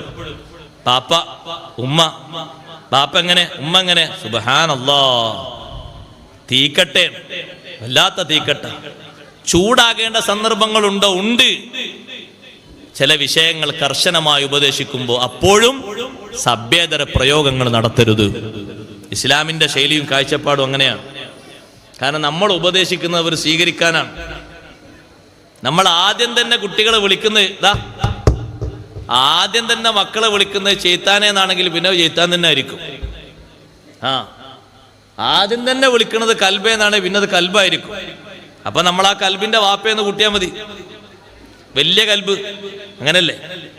നായന്റെ വാപ്പക്കും നായന്റെ തള്ളക്കും വലിയ നായ വലിയ തള്ളാന്നല്ലേ പറയാം. അതേ രൂപത്തിലല്ലേ പിന്നെ കൂട്ടേണ്ടത്. അങ്ങനെ വിളിക്കാൻ പാടില്ല. എത്ര അവർ അനുസരണക്കേട് കാണിച്ചാലും അവരെ വിളിക്കേണ്ടത് അങ്ങനെയാണ്. പിന്നൊരു കാര്യം കൂടി പറയട്ടെ, മക്കളിൽ നിന്ന് എന്ത് അനുസരണക്കേട് വന്നാലും ബാപ്പമാരോട് ഉമ്മമാരോട് നിർദ്ദേശമുണ്ട്, പ്രതികൂലമായി പ്രാർത്ഥിക്കരുത്. ചില ബാപ്പാർക്കും ഉമ്മാർക്കും അങ്ങനെ തോന്നലുണ്ട്, നമ്മളെ ദുആ അങ്ങനെ ഉണ്ട്. സത്യത്തിൽ നമ്മളെ ദുആ അല്ലാഹു തആല വേഗം സ്വീകരിക്കണ ദുആയാണ്. അതുകൊണ്ട് ഇന്നെ അങ്ങനെ വിഷമിപ്പിച്ച, അങ്ങനെ ബുദ്ധിമുട്ടാക്കിയ മോനെ വെറുതെ വിട്ടാ പറ്റൂല, ഒന്ന് ദ്വാരന്നിട്ട് ഓനെ പാഠം പഠിപ്പിക്കണം. ആ ചിന്ത സ്നേഹത്തിനെതിരാണ്. നന്നായി കിട്ടാൻ അത് വരക്കേണ്ടത്. എത്ര നെറുകേട് കാട്ടിയാലും നന്നായി കിട്ടാൻ അത് വരക്കേണ്ടത്. എതിരായി ദ്വാരുന്നേ പിന്നെ നന്നാക്കാൻ കഴിയൂല. അത് കേടായാലും പിന്നെ ആർക്കാ നന്നാക്കാൻ കഴിയാ? അബ്ദുല്ലാഹിൽ മുബാറക് റളിയല്ലാഹുവിന്റെ അടുക്കലേക്ക് ഒരു മകനെ കൊണ്ടുവന്നു വാപ്പ. ഈ മകൻ എന്ത് പറഞ്ഞിട്ടും അനുസരിക്കുന്നില്ല, ഇവനൊന്ന് ഉപദേശിക്കണം എന്ന് പറഞ്ഞിട്ട്. അപ്പൊ മഹാനവറുകളുടെ ചോദ്യം, ഹൽ ദഅഉത അലൈഹി, ഈ കുട്ടിക്ക് പ്രതികൂലമായി നിങ്ങൾ ദുആ ചെയ്തിരുന്നോ? ബാപ്പ പറഞ്ഞു അതെ. ആ വലിയ പണ്ഡിതൻ പറഞ്ഞു, നിങ്ങളല്ലേ കേടുവരുത്തി, നിങ്ങൾ നന്നായിക്കോളി, എനിക്ക് നന്നാക്കാൻ മാർഗമല്ല. ആരെ ദ്വാരക്കാൻ പറഞ്ഞ്? വലാ തദ്ഉ വലാ ഔലാദിക്കും, മക്കൾക്കെതിരെ ബാപ്പമാരെ ഉമ്മമാരെ പ്രാർത്ഥന നടത്തരുത്. അനുകൂലമായിട്ടാണ് ദുആ ചെയ്യേണ്ടത്. അവര് നന്നായി കാണാനാണ് ദ്വാരക്കേണ്ടത്. നല്ല വിട്ടുവീഴ്ചയോടുകൂടെ അത്തരത്തിലുള്ള പ്രാർത്ഥനകളാണ് നമ്മിൽ നിന്ന് ഉണ്ടാകേണ്ടത്. അവര് മോശക്കാരായി മാറാൻ നമ്മൾ ദുആ ചെയ്തിട്ട് അവർക്ക് എന്തെങ്കിലും ഒരു ശിക്ഷയോ അദാബോ വരാൻ വേണ്ടി മനസ്സിൽ കരുതി ദ്വാർന്നിട്ട് അത് സംഭവിച്ചു കഴിഞ്ഞാൽ പിന്നത് തിരുത്താൻ വലിയ പ്രയാസമാണ്. നമ്മൾ ദ്വാരുന്നത് കൊണ്ടല്ലേ അങ്ങനെ സംഭവിച്ചത്. ആ ഖേദം പിന്നെ നമുക്ക് സഹിക്കാൻ കഴിയില്ല. അതുകൊണ്ട് അനുകൂലമായി ദ്വാർക്കണം. നല്ലവരായി കിട്ടാൻ വേണ്ടി എപ്പോഴും ദ്വാർക്കണം. നല്ല സ്വഭാവങ്ങൾ അവരെ ശീലിപ്പിക്കണം. നല്ല സ്വഭാവങ്ങൾ ശീലിപ്പിക്കുന്നതിൽ ബാപ്പയും ഉമ്മയും അവരോടുകൂടെ പങ്കുചേരണം. നല്ല സ്വഭാവങ്ങൾ പഠിപ്പിക്കുന്നതിൽ ബാപ്പയും ഉമ്മയും അവരുടെ കൂട്ടുകാരാകണം. സ്നേഹത്തോടെ ഉപദേശങ്ങൾ നൽകണം. നല്ല സ്വഭാവങ്ങൾ അവരുടെ രൂപത്തിൽ അവർക്ക് കാണിച്ചു കൊടുക്കുന്ന നല്ല മാതൃകായോഗ്യരാകണം നമ്മൾ. നല്ല കാര്യങ്ങളിൽ അവരെ ഭാഗവാക്കാകണം. നിങ്ങൾ കണ്ടില്ലേ, ചെറിയ ചെറുപ്പത്തിൽ തന്നെ ഖലീലുല്ലാഹി ഇബ്രാഹിം അലൈഹിസ്സലാത്തു വസ്സലാം ചെറിയ കുട്ടിയായ വലിയ വലുപ്പത്തിലേക്ക് ഉയരാത്ത ഇസ്മായിൽ നബി അലൈഹിസ്സലാമിനെ ഇബ്രാഹിം നബി അലൈഹിസ്സലാം സഹായത്തിന് കൂട്ടി. പരിശുദ്ധമായ കഅബ നിർമ്മാണം നടക്കുന്ന സമയത്ത് മകനെ സഹായത്തിന് കൂട്ടുന്നു ഉപ്പ. നല്ല കാര്യങ്ങളിൽ മക്കളെ കൂടെ കൊണ്ടുപോകണം. നല്ല വിഷയങ്ങളിൽ മക്കളെ കൂടെ കൊണ്ടുപോകണം. അതവര് പഠിക്കാൻ വലിയൊരു മാർഗമാണ്. നമ്മുടെ ഇന്ത്യയിലെ മുൻ രാഷ്ട്രപതിയായിരുന്നു APJ അബ്ദുൽ കലാം. മരണപ്പെട്ടുപോയി. APJ അബ്ദുൽ കലാം ഒരു അഭിമുഖത്തിൽ പറയുന്നുണ്ട്, ഖുർആനൊക്കെ നന്നായി വളരെ വശ്യമായി ഓതാൻ പഠിച്ചിട്ടുണ്ട്, അറിഞ്ഞിട്ടുണ്ട്. കുറെ സൂറത്തുകളൊക്കെ കാണാതെ പഠിച്ചിട്ടുണ്ട്. യാസീൻ സൂറത്തൊക്കെ കാണാതെ അറിയുന്ന അദ്ദേഹം പറഞ്ഞപ്പോ ചോദിക്കുന്ന പത്രക്കാരൻ ചോദിച്ചു, എങ്ങനെയാ ഇതൊക്കെ പഠിക്കാനുള്ള സാഹചര്യം ഉണ്ടായെന്ന് പറഞ്ഞപ്പോ, സുബൈ നിസ്കാരത്തിന് ബാപ്പൊരു മുഅദ്ദിനാണല്ലോ, അദ്ദേഹത്തിന്റെ ഉപ്പൊരു മുഅദ്ദിനാണ്, വാങ്ങിക്കൊടുക്കുന്ന ആളായിരുന്നു. അപ്പൊ സുബൈക്ക് പോകുമ്പോ വാപ്പ എന്റെ കൈയും പിടിച്ചുകൊണ്ടുപോകും. പള്ളിയിലൊരു ഭാഗത്ത്, ഞാനന്ന് ചെറിയ കുട്ടിയാണ്, പള്ളിയിലൊരു ഭാഗത്ത് എന്നെ ഇരുത്തിയിട്ട് നിസ്കരിക്കുന്നവരെ നിസ്കാരം നോക്കി പഠിക്കാൻ പറയും. അതൊരു ശൈലിയാ. ഇത് നമ്മളാകെ മക്കളെ കൊണ്ടുപോലെ കല്യാണത്തിന് മാത്രം, വേറെ ഒരു സംഗതിക്കുമില്ല, വേറെ ഒരു നന്മയിലേക്കില്ല. എല്ലാ നല്ല അവസരങ്ങളിലേക്കും മക്കളെ കൊണ്ടുപോകണം. അപ്പേ അവർ നന്നായി കിട്ടുള്ളൂ. നിങ്ങൾ കണ്ടില്ലേ, ബഹുമാനപ്പെട്ട അനസ് ഇബ്നു മാലിക് റളിയല്ലാഹു അൻഹു എത്ര മക്കളുള്ള മഹാനാണ്. സ്വന്തം മുതുകിൽ നിന്ന് തന്നെ അല്ലാഹു തആല 100-ലധികം മക്കളെ നൽകിയിട്ടുണ്ട്. പേരക്കുട്ടികളല്ല, സ്വന്തം മക്കളെ. അത്രയും വലിയ സന്താന സൗഭാഗ്യമുള്ള മഹാൻ. ആ മക്കളെയൊക്കെ കൊണ്ടുപോകുന്നൊരു സദസ്സുണ്ട് നാട്ടില്. ഒരു ഘട്ടത്തിലല്ല, വിവിധ ഘട്ടത്തില്. ഏതെങ്കിലും ഒരു സ്വഹാബി ഖുർആൻ ഓതി തീർക്കുന്ന ഖത്മിന്റെ സദസ്സറിഞ്ഞാൽ അങ്ങോട്ട് കൊണ്ടുപോകും ഈ മക്കളെ മുഴുവനും. വീട്ടിൽ മഹാനവറുകൾ ഖത്മ് തീർക്കുന്ന അന്ന് ഭാര്യയെയും മക്കളെയൊക്കെ ഒരുമിച്ച് കൂട്ടി ഇരുത്തിയിട്ട് ഖത്മിന്റെ ദുആ നടത്തും. നമ്മൾ ഖത്മിന്റെ ദുആ നടത്തണമെങ്കിൽ വാപ്പയോ വല്യപ്പയോ മരിക്കേണ്ടി വരും. അല്ലാതെ ഹയാത്ത് കാലത്ത് നിങ്ങളൊന്ന് കയ്യൊന്നിച്ചാണ് വീട്ടിൽ മക്കളെയും ബാപ്പയും ഒക്കെ കൂട്ടിയിട്ട് ഖത്തം ദുആയിരുന്ന ആൾക്കാർ ഉണ്ടാകൂല. ഖുർആൻ ഓതി ഖത്തമ് തീർക്കുമ്പോ ഭാര്യയെയും ഉമ്മയെയും കുടുംബക്കാരെയൊക്കെ ഒരുമിച്ച് കൂട്ടി മക്കളെ കൂട്ടിയിട്ട് ദുആ, ആ ദുആ അല്ലാഹു തആല ഇജാബത്ത് നൽകുന്ന ദുആയാണ്. ഖത്മുൽ ഖുർആന്റെ ദുആന് ഒരു നിലക്കും ഉത്തരം കിട്ടാതിരിക്കൂല. ആ ദുആർക്കുമ്പോ ഞങ്ങളൊക്കെ നന്നാക്കണേ അല്ലാ, ഇതെന്റെ മക്കളാണ്, ഇതെന്റെ ഭാര്യയാണ്, ഇതെന്റെ ഉമ്മയാണ്, ഓരോരുത്തർക്കും സ്പെഷ്യലായി ദുആർക്കാലോ. ഹംദും സ്വലാത്തും ചൊല്ലിയിട്ട് ബാക്കിയൊക്കെ മലയാളത്തിൽ ദുആർന്നാ മതി, കുഴപ്പമൊന്നുമില്ല. ഹംദും സ്വലാത്തും അറബിയിൽ അൽഹംദുലില്ലാഹി റബ്ബിൽ ആലമീൻ അല്ലാഹുമ്മ സ്വല്ലി അലാ സയ്യിദിനാ മുഹമ്മദിൻ വഅലാ ആലി സയ്യിദിനാ മുഹമ്മദ് എല്ലാവർക്കും കിട്ടൂലേ. ബാക്കി അങ്ങ് മലയാളത്തിൽ അങ്ങ് ദുആർക്കുക, അവസാനം ഒരു സ്വലാത്തും ഒരു ഹംദും. എത്ര നല്ല സദസ്സാണ്. ഖത്മുൽ ഖുർആൻ തീർക്കുന്ന സമയത്തൊക്കെ മഹാനവറുകൾ ചെയ്തിരുന്നു. അതവരുടെ ഭാവിയുടെ ബാസുരതയ്ക്ക് വേണ്ടിയുള്ള കാര്യമാണ്. ഇത്തരത്തിലുള്ള ആത്മീയ കാര്യങ്ങൾ, വിഷയങ്ങൾ നമ്മിൽ അന്യമായി പോയി. നമ്മിലാകെ തളം കെട്ടി നിൽക്കുന്നത് ഭൗതികതയുടെ ചില ചിത്രങ്ങൾ മാത്രമാണ്. അതുകൊണ്ട് മാത്രം നന്നായി കിട്ടുമെന്ന് കരുതരുത്, അങ്ങനെ ആരും ഉദ്ദേശിക്കുകയും ചെയ്യരുത്. ആത്മീയമായ വശങ്ങൾ മുഴുവനും നമ്മിൽ ഉണ്ടായിത്തീരണം. അതിലേറ്റവും പ്രധാനപ്പെട്ട ഒന്നാണ് നന്മക്കവരെ സാക്ഷികളാക്കണം. ഖലീലുല്ലാഹി ഇബ്രാഹിം അലൈഹിസ്സലാത്തു വസ്സലാം കല്ലിങ്ങനെ പടുക്കുന്ന സമയത്ത് ആകുന്ന ചെറിയ ചെറിയ കല്ലുകളൊക്കെ കൊണ്ടുവന്ന സ്ഥലത്ത് നിന്ന് ഇങ്ങനെ മകൻ ഇങ്ങനെ എടുത്തു കൊടുക്കുന്നു. എന്തിനാപ്പോ ഈ പങ്കെടുപ്പിക്കുന്നത്? ലോകാവസാനം വരെ വരുന്ന ജനങ്ങൾക്ക് ഇബാദത്ത് ചെയ്യാൻ വേണ്ടി അല്ലാഹു തആല ഭൂമിയിൽ ആദ്യമായി മലക്കുകളെ കൊണ്ട് ശിലവാകി നിർമ്മിച്ച വിശുദ്ധമായ കഅബത്തുൽ മുശറഫ, അതിന്റെ പുനരുദ്ധാരണ പ്രവർത്തനത്തിലാണ് ഈ മകനെ കൂടെ കൂട്ടിയിരിക്കുന്നത് ഇബ്രാഹിം നബി അലൈഹിസ്സലാം. അത് ചെറിയൊരു ഖൈറല്ല. എല്ലാ നന്മകളിലും മക്കൾ കൂടെയുണ്ടാകണം. അതവര് നന്മ കണ്ടു പഠിക്കുന്നതിനും അതിലായി വളരുന്നതിനും വലിയ നിമിത്തമാണ്. അവരതിന് സഹായത്തിന് നമ്മൾ കൂട്ടണം. പഴയ കാലത്തൊക്കെ ഖുർആൻ ഉമ്മയോതുമ്പോ ഉപ്പയോതുമ്പോ മക്കളെ കൈകളിലും ഖുർആനാണ്, അവരും ഒരുമിച്ചിരുന്ന് ഓതുകയാണ്. എല്ലാവരും ആ നന്മയിൽ സംബന്ധിക്കുമ്പോ ആ വീട്ടിലും ആ കുടുംബത്തിലും അല്ലാഹു നൽകുന്ന ബറക്കത്ത് വിവരണാതീതമാണ്. ഖുർആൻ ഓതുന്ന കുടുംബമല്ലേ അല്ലാഹുവിന്റെ പ്രത്യേക റഹ്മത്തിനും ബറക്കത്തിനും അവർ കാരണക്കാരാണ്. ഒരു ഖുർആൻ ഓതുന്ന വീട് തന്നെ ആലോചിച്ചു നോക്കൂ, എത്ര ബറക്കത്തുള്ള വീടാണ്. സഹോദരങ്ങളെ, ഖുർആനിന്റെ പാര ഓത്ത് ഒരു വീട്ടിൽ നടക്കുമ്പോ ആ വീട്ടിലുള്ള എല്ലാറ്റിനും ബറക്കത്താണ്. ആ വീട്ടിൽ കഴിക്കുന്ന ഭക്ഷണങ്ങൾക്ക്, കുടിക്കുന്ന പാനീയങ്ങൾക്ക്, എല്ലാ സംഗതികൾക്കും അതിന്റെ ബറക്കത്ത് ദായിമായി കിട്ടും. അതിനു വേണ്ടിയുള്ള ശ്രമങ്ങളും നമ്മുടെ ഭാഗത്ത് നിന്നുണ്ടാകണം. നല്ല സ്വഭാവങ്ങൾ, നല്ല സംസ്കാരങ്ങൾ അവരെ ശീലിപ്പിക്കണം. നമ്മുടെ നല്ല സ്വഭാവങ്ങൾ അവരും കണ്ടുപഠിക്കണം. ബാപ്പ എത്രമാത്രം അള്ളാഹുവിനെ ഖൗഫുള്ള ആളാണോ, ഉമ്മ എത്രമാത്രം ഭക്തിയുള്ള ആളാണോ, മക്കളിലും ആ ഭക്തിയും ആ ത്യാഗബോധവും ആ സന്ദേശവും നിലനിൽക്കുന്നു. ഉമർ ഇബ്നു അബ്ദുൽ അസീസ് റളിയല്ലാഹു അൻഹുവിന്റെ മക്കൾ നല്ല ഖൗഫോടെ, നല്ല ഭക്തിയോടെ ജീവിച്ചത് മഹാനവറുകളുടെ ഭക്തി മൂലമാണ്. ഭരണാധികാരിയായിരുന്നിട്ട് പോലും ഒരൊറ്റ മകനും ആർഭാടത്തോടെ ജീവിക്കുന്ന ഒരവസ്ഥയുണ്ടാകാൻ ഒരിക്കലും ഉമർ ഇബ്നു അബ്ദുൽ അസീസ് റളിയല്ലാഹു അൻഹു സമ്മതിച്ചിട്ടില്ല. തന്റെ മക്കളിൽ ഒരു മകൻ മദീനയുടെ ചുമതലയുള്ള മകനായിരുന്നു.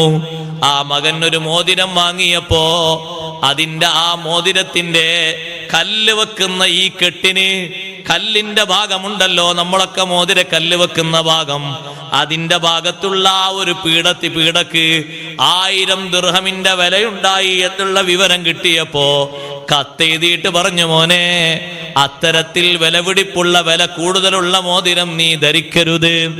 നീ ഒരു ഭരണാധികാരിയാണ്, പാകത്തിനുള്ള ജീവിതം മതി, പാകത്തിനുള്ള ജീവിതം മതി. ഖജനാവിൽ പണമുണ്ടെങ്കിലും സ്വന്തം ആവശ്യത്തിന് ഇത്രയും അധികം ഉപയോഗിച്ചുകൂടാ എന്ന് ഭരണാധികാരിയായ ഉമർ ഇബ്നു അബ്ദുൽ അസീസ് റളിയല്ലാഹു അൻഹു മകനെ നിർദ്ദേശിക്കുന്നു. രാജ്യം ഭരിക്കുമ്പോ പെരുന്നാളിന് ധരിക്കാൻ പുതുവസ്ത്രം വേണമെന്ന് പറഞ്ഞ് ചെറിയ കുട്ടികളടക്കം ഖലീഫയുടെ അടുത്ത് ചെന്ന് പറഞ്ഞപ്പോ ഉമർ ഇബ്നു അബ്ദുൽ അസീസ് റളിയല്ലാഹു അൻഹു പറയുന്നു, എന്റെ കയ്യിൽ പണമില്ല, എന്റെ കയ്യിൽ പണമില്ല, ഖജനാവിൽ പണമുണ്ട്. എനിക്ക് ഈ മാസം നിശ്ചയിച്ചിരുന്ന ഒരു ശമ്പളമുണ്ട്, ആ ശമ്പളം ഞാൻ വാങ്ങിയിട്ടുണ്ട്, നിങ്ങൾക്കതുകൊണ്ട് ചെലവും നടത്തിയിട്ടുണ്ട്. ഇപ്പോൾ വസ്ത്രം വാങ്ങിത്തരാൻ എൻ്റെ കയ്യിൽ പണമില്ല, പക്ഷേ ഖജനാവിലുണ്ടല്ലോ, ഖജനാവിലെ പണം സൂക്ഷിക്കുന്ന, നിധി സൂക്ഷിക്കുന്ന ആളോട് വന്നിട്ട് പറഞ്ഞു, അടുത്ത ഒരു മാസത്തെ ശമ്പളം നേരത്തെ എനിക്ക് നൽകുമോ? ആ ഖാസിനുൽ മാല്, പണം സൂക്ഷിക്കുന്ന ആള് ഉമർ ഇബ്നു അബ്ദുൽ അസീസ് തങ്ങളോട് ചോദിച്ചു, എന്തിനാണ്?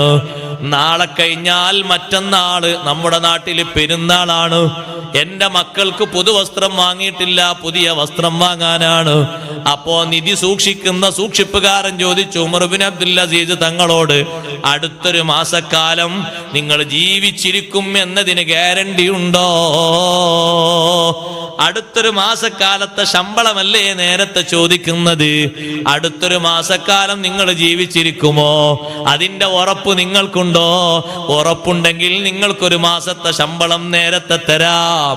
ഉമർ ഇബ്നു അബ്ദുൽ അസീസ് റളിയല്ലാഹു അൻഹു പറഞ്ഞു, വേണ്ട, എനിക്കതിന് യാതൊരു നിശ്ചയവുമില്ല. ആർക്ക് പറയാൻ കഴിയും സഹോദരങ്ങളെ, ഇന്നത്തെ രാത്രി കഴിഞ്ഞ് നാളെ പകല് നമ്മൾ ഉണ്ടാകുമെന്ന് ആർക്കും നിശ്ചയിച്ചുറപ്പിച്ച് പറയാൻ കഴിയൂല. അള്ളാഹുവിന്റെ നിശ്ചയമാണ്, തീരുമാനമാണ്. മഹാനവറുകൾ പണം പറ്റാതെ വീട്ടിൽ വന്നു, മക്കളെ വിളിച്ചു ഉപദേശിക്കുന്നു, മക്കളെ ഈ പെരുന്നാൾ ഏതായാലും ഇങ്ങനെ കഴിയട്ടെ, അടുത്ത പെരുന്നാളാകുമ്പോ നമുക്ക് പുതുവസ്ത്രം വാങ്ങാം. എന്തൊരു ഉപദേശമാണ്! ആ മക്കളത് സ്വീകരിച്ചു. എന്നാ അങ്ങനെ ആയിക്കോട്ടെ ബാപ്പ, ഈ പെരുന്നാൾ ഇങ്ങനെ ആയിക്കോട്ടെ, അടുത്ത പെരുന്നാൾ വേണമെങ്കിൽ പുതുവസ്ത്രം ധരിക്കാം. കാരണം ഉമർ ഇബ്നു അബ്ദുൽ അസീസ് റളിയല്ലാഹു അൻഹുവിന്റെ സ്വന്തം ജീവിതത്തിന്റെ ശൈലി തന്നെ അങ്ങനെ. ബാപ്പയും പുതുവസ്ത്രം വാങ്ങിയിട്ടില്ല, അവന്റെ മക്കൾക്കും പ്രശ്നമില്ല. ഇത് ബാപ്പക്ക് മാത്രം ഉണ്ടാകുമ്പോൾ ഒരു വിഷമം വരുമല്ലോ. കുട്ടികൾക്ക് പുതുവസ്ത്രം വാങ്ങാൻ വേണ്ടിയാണ് ഈ കാശ് ചോദിക്കാൻ വേണ്ടി ചെന്നത്.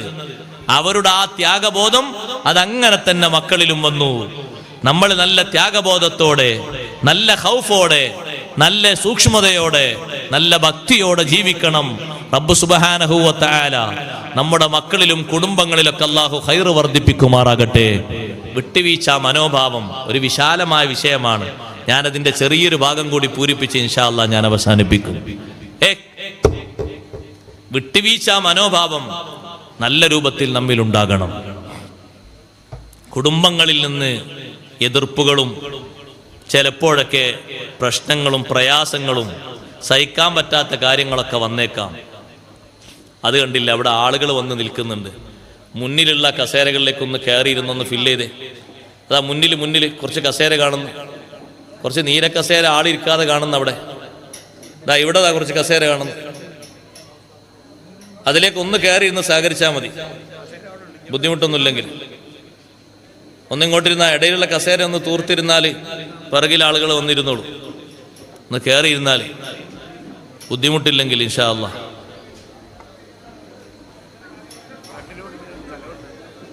അത് മതി. ഈ ബോക്സിന്റെ സൗണ്ട് സഹിക്കൂല, ശബ്ദം സഹിക്കൂല. അപ്പോ സഹോദരങ്ങളെ, കുടുംബങ്ങളിൽ നിന്ന് ചിലപ്പോൾ എന്തെങ്കിലുമൊക്കെ വിഷമാവസ്ഥ നേരിട്ടാൽ നമുക്കത് വലിയ വിഷമമായി തോന്നും പലർക്കും. കാരണം എൻ്റെ കുടുംബക്കാരൻ എന്നോട് അങ്ങനെ ചെയ്തല്ലോ, പുറത്തുള്ള ആളാണെങ്കിൽ ഞാൻ സഹിച്ചിരുന്നു, കുടുംബത്തിലുള്ള ആളെന്നെ ചെയ്യുമ്പോൾ ഞാൻ എങ്ങനെ സഹിക്കാനാ എന്നൊരു ചിന്ത വരും പൊതുവെ. പക്ഷെ ആ കുടുംബത്തിൽപ്പെട്ട ആള്, അയാളിൽ നിന്ന് ഉണ്ടായ ആ വിഷയം നമ്മൾ വിട്ടുവീഴ്ച ചെയ്തു കൊടുക്കുകയാണെങ്കിൽ നമുക്ക് ആർക്കും വിട്ടുവീഴ്ച ചെയ്ത് കൊടുക്കാൻ കഴിയും, സഹിക്കാൻ കഴിയും.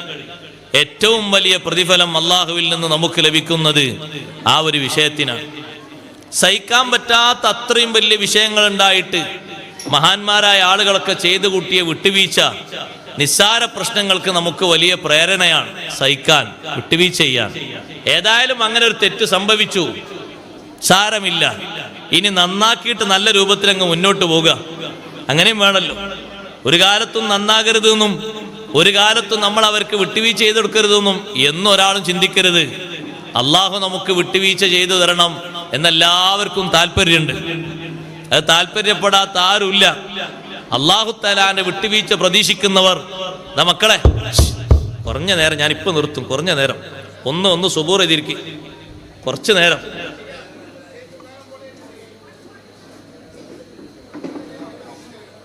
മോൻ അവിടെ ഇരുന്ന ഇങ്ങോട്ട് ശ്രദ്ധിക്കട്ടാ. മാഷാ അല്ലാഹ്. അപ്പോ നമ്മളെ കുടുംബത്തിൽ നിന്ന് ഉണ്ടായിത്തീരുന്ന വീക്ക്നെസ്സുകൾക്ക്, അവരിൽ നിന്നുണ്ടായിത്തീരുന്ന വാക്കുകൾക്ക്, പ്രവർത്തനങ്ങൾക്ക് വിട്ടുവീഴ്ച ചെയ്തു കൊടുക്കാനുള്ള കഴിവ്, അത് വലിയ ഒരു കഴിവാണ്. വിശുദ്ധ ഖുർആനിൽ റബ്ബ് സുബ്ഹാനഹു വ തആല വലിയ വിട്ടുവീഴ്ച ചെയ്ത ഒരു ചരിത്രം പഠിപ്പിക്കുന്നുണ്ട്. ബഹുമാനപ്പെട്ട സയ്യിദുനാ അബൂബക്കർ സിദ്ദീഖ് റളിയല്ലാഹു തആല അൻഹു വലിയ അർത്ഥത്തിൽ വിട്ടുവീഴ്ച ചെയ്തു കൊടുത്ത ഒരു ചരിത്രം. അവിടുത്തെ പുത്രിയായ നബി സല്ലല്ലാഹു അലൈഹി വസല്ലം തങ്ങളുടെ പത്നിയായ സയ്യിദത്തുനാ ബീവി ആയിഷ റളിയല്ലാഹു അൻഹയെ സംബന്ധിച്ച് ഒരു ദുഷ്പ്രചരണം, ഒരു അപവാദ പ്രചരണം മുനാഫിഖുകളുടെ ഭാഗത്ത് നിന്ന് ഉണ്ടായി. ബനുൽ മുസ്തലഖ് എന്ന് പറയുന്ന പ്രദേശത്തുനിന്ന് ഒരു ചെറിയ ചെറുത്തുനിൽപ്പ് കഴിഞ്ഞു വരുന്ന സ്വഹാബിമാരിൽ ആയിഷ ബീവി റളിയല്ലാഹു അൻഹ ഒരു ഭാഗത്ത് ഒറ്റപ്പെട്ടപ്പോൾ സുഫ്വാൻ റളിയല്ലാഹു അൻഹുവിന്റെ വാഹനത്തിൽ ആയിഷ റളിയല്ലാഹു അൻഹയെ കൊണ്ടുവന്ന് പരിശുദ്ധമായ മദീനയിൽ സുഫ്വാൻ റളിയല്ലാഹു അൻഹു ആ വാഹനത്തെ നിർത്തിക്കൊടുത്തു. സുഫ്വാൻ റളിയല്ലാഹു അൻഹു നടക്കുന്നു, ആയിഷ റളിയല്ലാഹു അൻഹ വാഹനത്തിന്റെ മുകളിലുള്ള ആ കൂടാരത്തിലാണ് ഉള്ളത്. രണ്ടുപേരും ഒരുമിച്ചിരിക്കല്ല. സുഫ്വാൻ റളിയല്ലാഹു അൻഹു താഴെ നടക്കുകയാണ്. ആയിഷ റളിയല്ലാഹു അൻഹ മഹാനവറുകളുടെ വാഹനത്തിൽ നിന്ന് പുറത്തിറങ്ങിയപ്പോഴേക്ക് മുനാഫിഖുകൾ എന്തെങ്കിലും ഒന്ന് കിട്ടാൻ നിൽക്കുകയാണ്, അത് കത്തിച്ചു വിടാൻ. ഈമാന്റെ കുറവുകൊണ്ട് അവർ അപവാദ പ്രചരണം ഉണ്ടാക്കി. ആയിഷ റളിയല്ലാഹു അൻഹയും സുഫ്വാൻ റളിയല്ലാഹു അൻഹയും ചേർത്തിട്ട് വലിയൊരു അപവാദ കഥയുണ്ടാക്കി. പരിശുദ്ധ ഖുർആനിൽ ആ ഒരൊറ്റ വിഷയത്തെ ഗണ്ണിച്ചുകൊണ്ട് ആയിഷ റളിയല്ലാഹു അൻഹയുടെ പരിശുദ്ധി വ്യക്തമാക്കിക്കൊണ്ട് 18 ആയത്തുകളാണ് ഇറങ്ങിയത്, 1-2 അല്ല. ആ വിഷയത്തിൽ കുടുങ്ങിയ പല സ്വഹാബിമാരും ഉണ്ട്. മുനാഫിഖുകളുടെ ദുഷ്പ്രചരണത്തിൽ അവർ കുടുങ്ങിയെങ്കിലും ഇസ്ലാമികമായിട്ട് അവർക്ക് കൊടുക്കേണ്ട ശിക്ഷ അത് ഹദ്ദടിയാണ്. ഖദ്ഫ്, അപവാദ പ്രചരണം നടത്തിയാൽ 80 അടിയാണ്. പക്ഷേ നബി സല്ലല്ലാഹു അലൈഹി വസല്ലം തങ്ങളുടെ പത്നിയെ പറ്റിയാകുമ്പോൾ 80 അല്ല, 160 വരും. ഡബിളാണ് ശിക്ഷ, ഡബിളാണത്. ദുനിയാവിലും ശിക്ഷ ഡബിളാണ്, ആഖിറത്തിലും ശിക്ഷയുണ്ടെങ്കിൽ അവിടെയും അങ്ങനെയാണ്. 160 അടി അടിക്കപ്പെട്ട സ്വഹാബിമാരും ഉണ്ട്. ആ കൂട്ടത്തിൽപ്പെട്ട ഒരാളാണ് ബഹുമാനപ്പെട്ട അബൂബക്കർ സിദ്ദീഖ് റളിയല്ലാഹു അൻഹുവിന്റെ മാതൃ സഹോദരിയുടെ പുത്രനായ ബഹുമാനപ്പെട്ട മിസ്തഹ് ഇബ്നു ഉസാസ റളിയല്ലാഹു അൻഹു. സ്വന്തം വീട്ടിൽ താമസിക്കുന്ന മിസ്തഹ് റളിയല്ലാഹു അൻഹു അബൂബക്കർ സിദ്ദീഖ് റളിയല്ലാഹുവിന്റെ മകളെ പറ്റിയുള്ള ഈ അപവാദ പ്രചരണത്തിൽ കുടുങ്ങി എന്ന് കേൾക്കുമ്പോൾ എത്രമാത്രം വലിയ വിഷമമുണ്ടാവും. നിങ്ങളൊന്ന് ആലോചിച്ച് നോക്കൂ. നിങ്ങളെ സ്വന്തം വീട്ടിൽ താമസിക്കുന്ന നിങ്ങളുടെ പെങ്ങളുടെ മകൻ, അല്ലെങ്കിൽ ഉമ്മയുടെ സഹോദരിയുടെ മകൻ സ്വന്തം മകളെ കുറിച്ച് ഒരു അപവാദ പ്രചരണം നടത്തിയാൽ സഹിക്കോ? ഇല്ല, നമ്മൾ വേഗം മറുപടി പറയും. സഹിക്കാനുള്ള കഴിവ് വേണം. അവിടെയാ വിജയം. നമ്മൾ പെട്ടെന്ന് പറയും സഹിക്കൂല, അയാളെ പെട്ടെന്ന് പുറത്താക്കി വേഗം ഒഴിവാക്കണം. ഇനി ഒരു ടച്ചും ദുനിയാവിലും ആഖിറത്തിലും അയാളോടില്ല. ആഖിറൊക്കെ നമ്മളെ രക്ഷപ്പെടുത്തില്ലേ? അങ്ങനെ നമ്മളെ വാക്ക്, ആഖിറത്തിൽ ഒരു ടച്ചില്ല, ദുനിയാവിലും ടച്ചില്ല. നമ്മളെ ഭാഗമൊക്കെ ക്ലിയറാന്നുള്ള നിലക്ക് ചിലരങ്ങനെ പറയും, ഇയാൾ ദുനിയാവിലും നമ്മളെ ആൾ മുണ്ടൂല, ആഖിറത്തിലും മുണ്ടൂല, ഇയാളെ ഭാഗമൊക്കെ ക്ലിയറാണ്, അതുകൊണ്ട് മൂപ്പര് മുണ്ടില്ലാറിന് കുഴപ്പമൊന്നുമില്ലല്ലോ. നമ്മളെ ഭാഗം ചെറിയ രൂപത്തിലെങ്കിൽ നമ്മൾ ക്ലിയർ ആക്കണ്ടേ? അബൂബക്കർ സിദ്ദീഖ് റളിയല്ലാഹുവിന്റെ മനസ്സിൽ വന്ന വിഷമത്രയുണ്ടാകും. മുനാഫിഖുകളുടെ ഭാഗത്തു നിന്നുള്ള അപവാദ പ്രചരണം ഒരു ഭാഗത്ത്, മഹാനവറുകളുടെ ചെലവിൽ കഴിയുന്ന ആ ഉമ്മയും ഉമ്മയുടെ പുത്രനും സ്വന്തം വീട്ടിലാണ്. അവർക്ക് സ്ഥിരമായി താമസിക്കാൻ വീടില്ല, ചെലവിന് വകുപ്പില്ല. മിസ്തഹ് റളിയല്ലാഹു അൻഹുവിനോടും ഉമ്മയോടും സങ്കടം കൊണ്ട് അബൂബക്കർ റളിയല്ലാഹു അൻഹു തൽക്കാലം വീട് വിട്ടു പോകാൻ നിർദ്ദേശിച്ചു. സഹോദരങ്ങളെ, അല്ലാഹു സുബ്ഹാനഹു വ തആല സിദ്ദീഖ് റളിയല്ലാഹു അൻഹു അടക്കം എല്ലാവരെയും ഓർമ്മപ്പെടുത്തിക്കൊണ്ടൊരു ചോദ്യം ചോദിച്ചു. ആദ്യം ആ ചോദ്യത്തിന് ഉത്തരം നൽകിയത് സിദ്ദീഖ് റളിയല്ലാഹു അൻഹു ആണ്. അലാ തുഹിബ്ബൂന യഗ്ഫിറല്ലാഹു ലക്കും, നിങ്ങൾക്ക് അല്ലാഹു പുറത്തു തരുന്നത് നിങ്ങൾക്ക് തൃപ്തിയില്ലയോ, ഇഷ്ടമില്ലയോ, നിങ്ങൾ ഇഷ്ടപ്പെടുന്നില്ലയോ? അല്ലാഹുവിന്റെ മാപ്പ് നിങ്ങൾക്ക് വേണ്ടയോ? അതുകൊണ്ട് മറ്റുള്ളവർക്ക് നിങ്ങളും പുറത്തു കൊടുക്കണം. സിദ്ദീഖ് റളിയല്ലാഹു അൻഹു ആയത്ത് കേട്ട ഉടനെ തന്നെ പറഞ്ഞു, ബലാ ഉഹിബ്ബു അൻ യഗ്ഫിറല്ലാഹു ലീ, അല്ലാഹു എനിക്ക് മാപ്പ് തരുന്നത് ഞാൻ ഇഷ്ടപ്പെടുന്നു. എനിക്ക് അല്ലാഹു പുറത്തു തരണം, എനിക്ക് അല്ലാഹു ഈ വിഷയം മാപ്പാക്കി തരണം. വീട്ടിൽ നിന്ന് ഇറങ്ങി പുറപ്പെടാൻ വേണ്ടി പറഞ്ഞ മിസ്തഹ് റളിയല്ലാഹു അൻഹുവിനെയും ഉമ്മാനെയും തിരിച്ചു വിളിച്ചുകൊണ്ട് മഹാനവറുകൾ പറഞ്ഞു, ഇനി ഒരിക്കലും നിങ്ങൾ ഈ വീട് വിട്ടു പോകരുത്.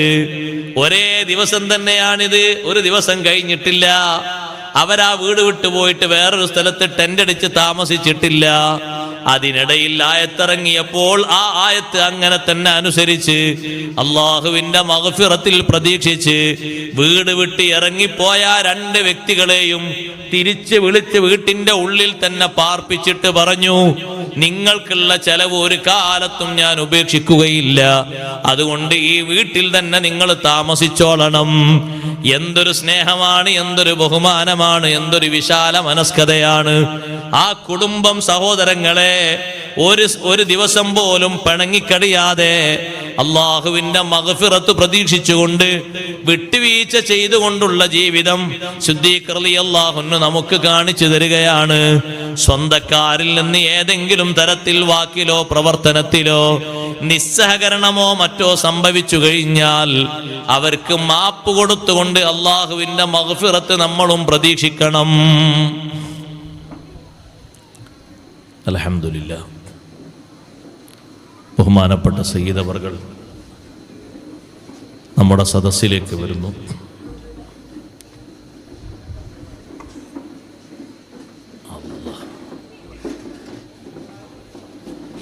അല്ലാഹു അക്ബർ, അല്ലാഹു അക്ബർ, അല്ലാഹു അക്ബർ, ലാ ഇലാഹ ഇല്ലല്ലാഹു അല്ലാഹു അക്ബർ, അല്ലാഹു അക്ബർ വലില്ലാഹിൽ ഹംദ്, അല്ലാഹു അക്ബർ, അല്ലാഹു അക്ബർ, അല്ലാഹു അക്ബർ, ലാ ഇലാഹ ഇല്ലല്ലാഹ്.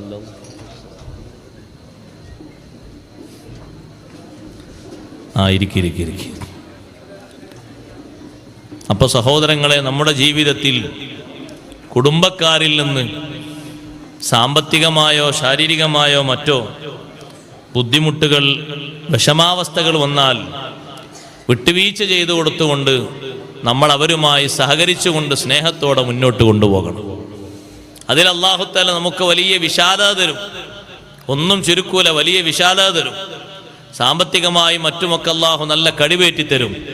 നല്ല മനസ്സാണല്ലോ ആ കുടുംബക്കാരൻ കാണിച്ചത്. ഇത്രയും വലിയ സങ്കടപ്പെടുത്തുന്ന ഒരു കാര്യം ഉണ്ടായിട്ടും അയാളത് മാപ്പാക്കി കൊടുത്തല്ലോ, നല്ലതാണ്. ചിലപ്പോഴൊക്കെ ബാപ്പക്ക് കടം വരുത്തിയിട്ട് മക്കളിൽ നിന്ന് എന്തെങ്കിലുമൊക്കെ സാമ്പത്തിക നഷ്ടമായിട്ട് കച്ചവടത്തിലോ മറ്റോ സംഭവിച്ചേക്കാം. ഇനിയിപ്പോൾ ആ മകനെ വലിച്ചെറിയാൻ പറ്റും? അത് മകൻ തന്നെയല്ലേ. വിട്ടുവീഴ്ച ചെയ്ത് കൊടുത്തുകൊണ്ട് നന്നാക്കി ഉപദേശിച്ച് കൂടെ നിർത്തിയിട്ട് പോരായ്മകളൊക്കെ പരിഹരിച്ച് നല്ല നിലക്ക് കൊണ്ടുപോകുക നല്ലത്. അല്ലെങ്കിൽ രംഗം കൂടുതൽ മോശമായി പോവുകയല്ലേ ചെയ്യുക. ഏതായാലും നമ്മളെ മോനല്ലേ, അബദ്ധം സംഭവിച്ചു, സംഭവിക്കാതിരിക്കുന്നല്ലോ മനുഷ്യന്മാരല്ലേ. സാമ്പത്തികമായി മാത്രം കേടുവരാൻ പാടില്ല, വേറെന്ത് കേടുവന്നാലും കുഴപ്പമില്ല, അങ്ങനെ ആകാൻ പാടില്ലല്ലോ. ചിലരൊക്കെ അങ്ങനെയാണ്, വേറെന്തും ഞാൻ അവനൊന്ന് സഹിക്കുമായിരുന്നു, അവൻ എനിക്ക് 10 ലക്ഷം കടമാക്കി, അത് സഹിക്കാൻ കഴിയൂല. ഇനി അവന് പെണ്ണ് കെട്ടിച്ചു കൊടുക്കാനും കഴിയൂല, അവന് വീടുണ്ടാക്കി കൊടുക്കാനും കഴിയൂല, അവനൊന്നിനും കഴിയൂല. അവൻ അങ്ങനെ നടക്കട്ടെ, അതുകൊണ്ട് എന്താ കാര്യമുള്ളത്? അതുകൊണ്ട് നമ്മളെ മോനല്ലാതിരിക്കോ? സത്യത്തിൽ ആ സംഭവിച്ചത് അപജയമാണ്, അധർമ്മമാണ്, അങ്ങനെ സംഭവിച്ചു. ഇനി അത് ആവർത്തിക്കാതിരിക്കാനുള്ള ശ്രമങ്ങൾ ഉണ്ടാക്കിയിട്ട് മാപ്പാക്കി കൊടുത്തിട്ട് നല്ല രൂപത്തിൽ വളർത്തി മുന്നോട്ട് കൊണ്ടുപോകുക, അതാണല്ലോ നല്ല മാർഗം, അതാണ് ഏറ്റവും നല്ല പരിഹാരം. അപ്പൊ നമ്മൾ പറയും, അവന് വേണ്ടി ഞാൻ എൻ്റെ ഇത്ര വസ്തു കൊടുക്കേണ്ടി വന്നു, അവനോടൊരു അഡ്ജസ്റ്റ്മെന്റും ഇല്ല. അപ്പൊ പലരും വന്നിട്ട് പറഞ്ഞു, നിങ്ങൾ അവനെ ഒന്ന് പരിഗണിക്ക്, ഏതായാലും നിങ്ങളെ മോൻ തന്നെ അല്ലേ, മേൽവിലാസം അങ്ങനെയല്ലേ വരുള്ളൂ, നിങ്ങളെ മോൻ തന്നെ അല്ലേ, ഇനി അവൻ നന്നായിക്കോളും.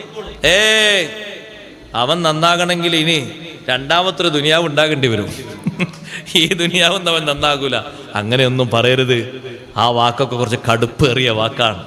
നമ്മളെ മക്കൾ തന്നെയല്ലേ, സംഭവിച്ചത് അപജയാണ്, സംശയമൊന്നുമില്ല. പക്ഷേ തെറ്റാണ്, സംശയമൊന്നുമില്ല.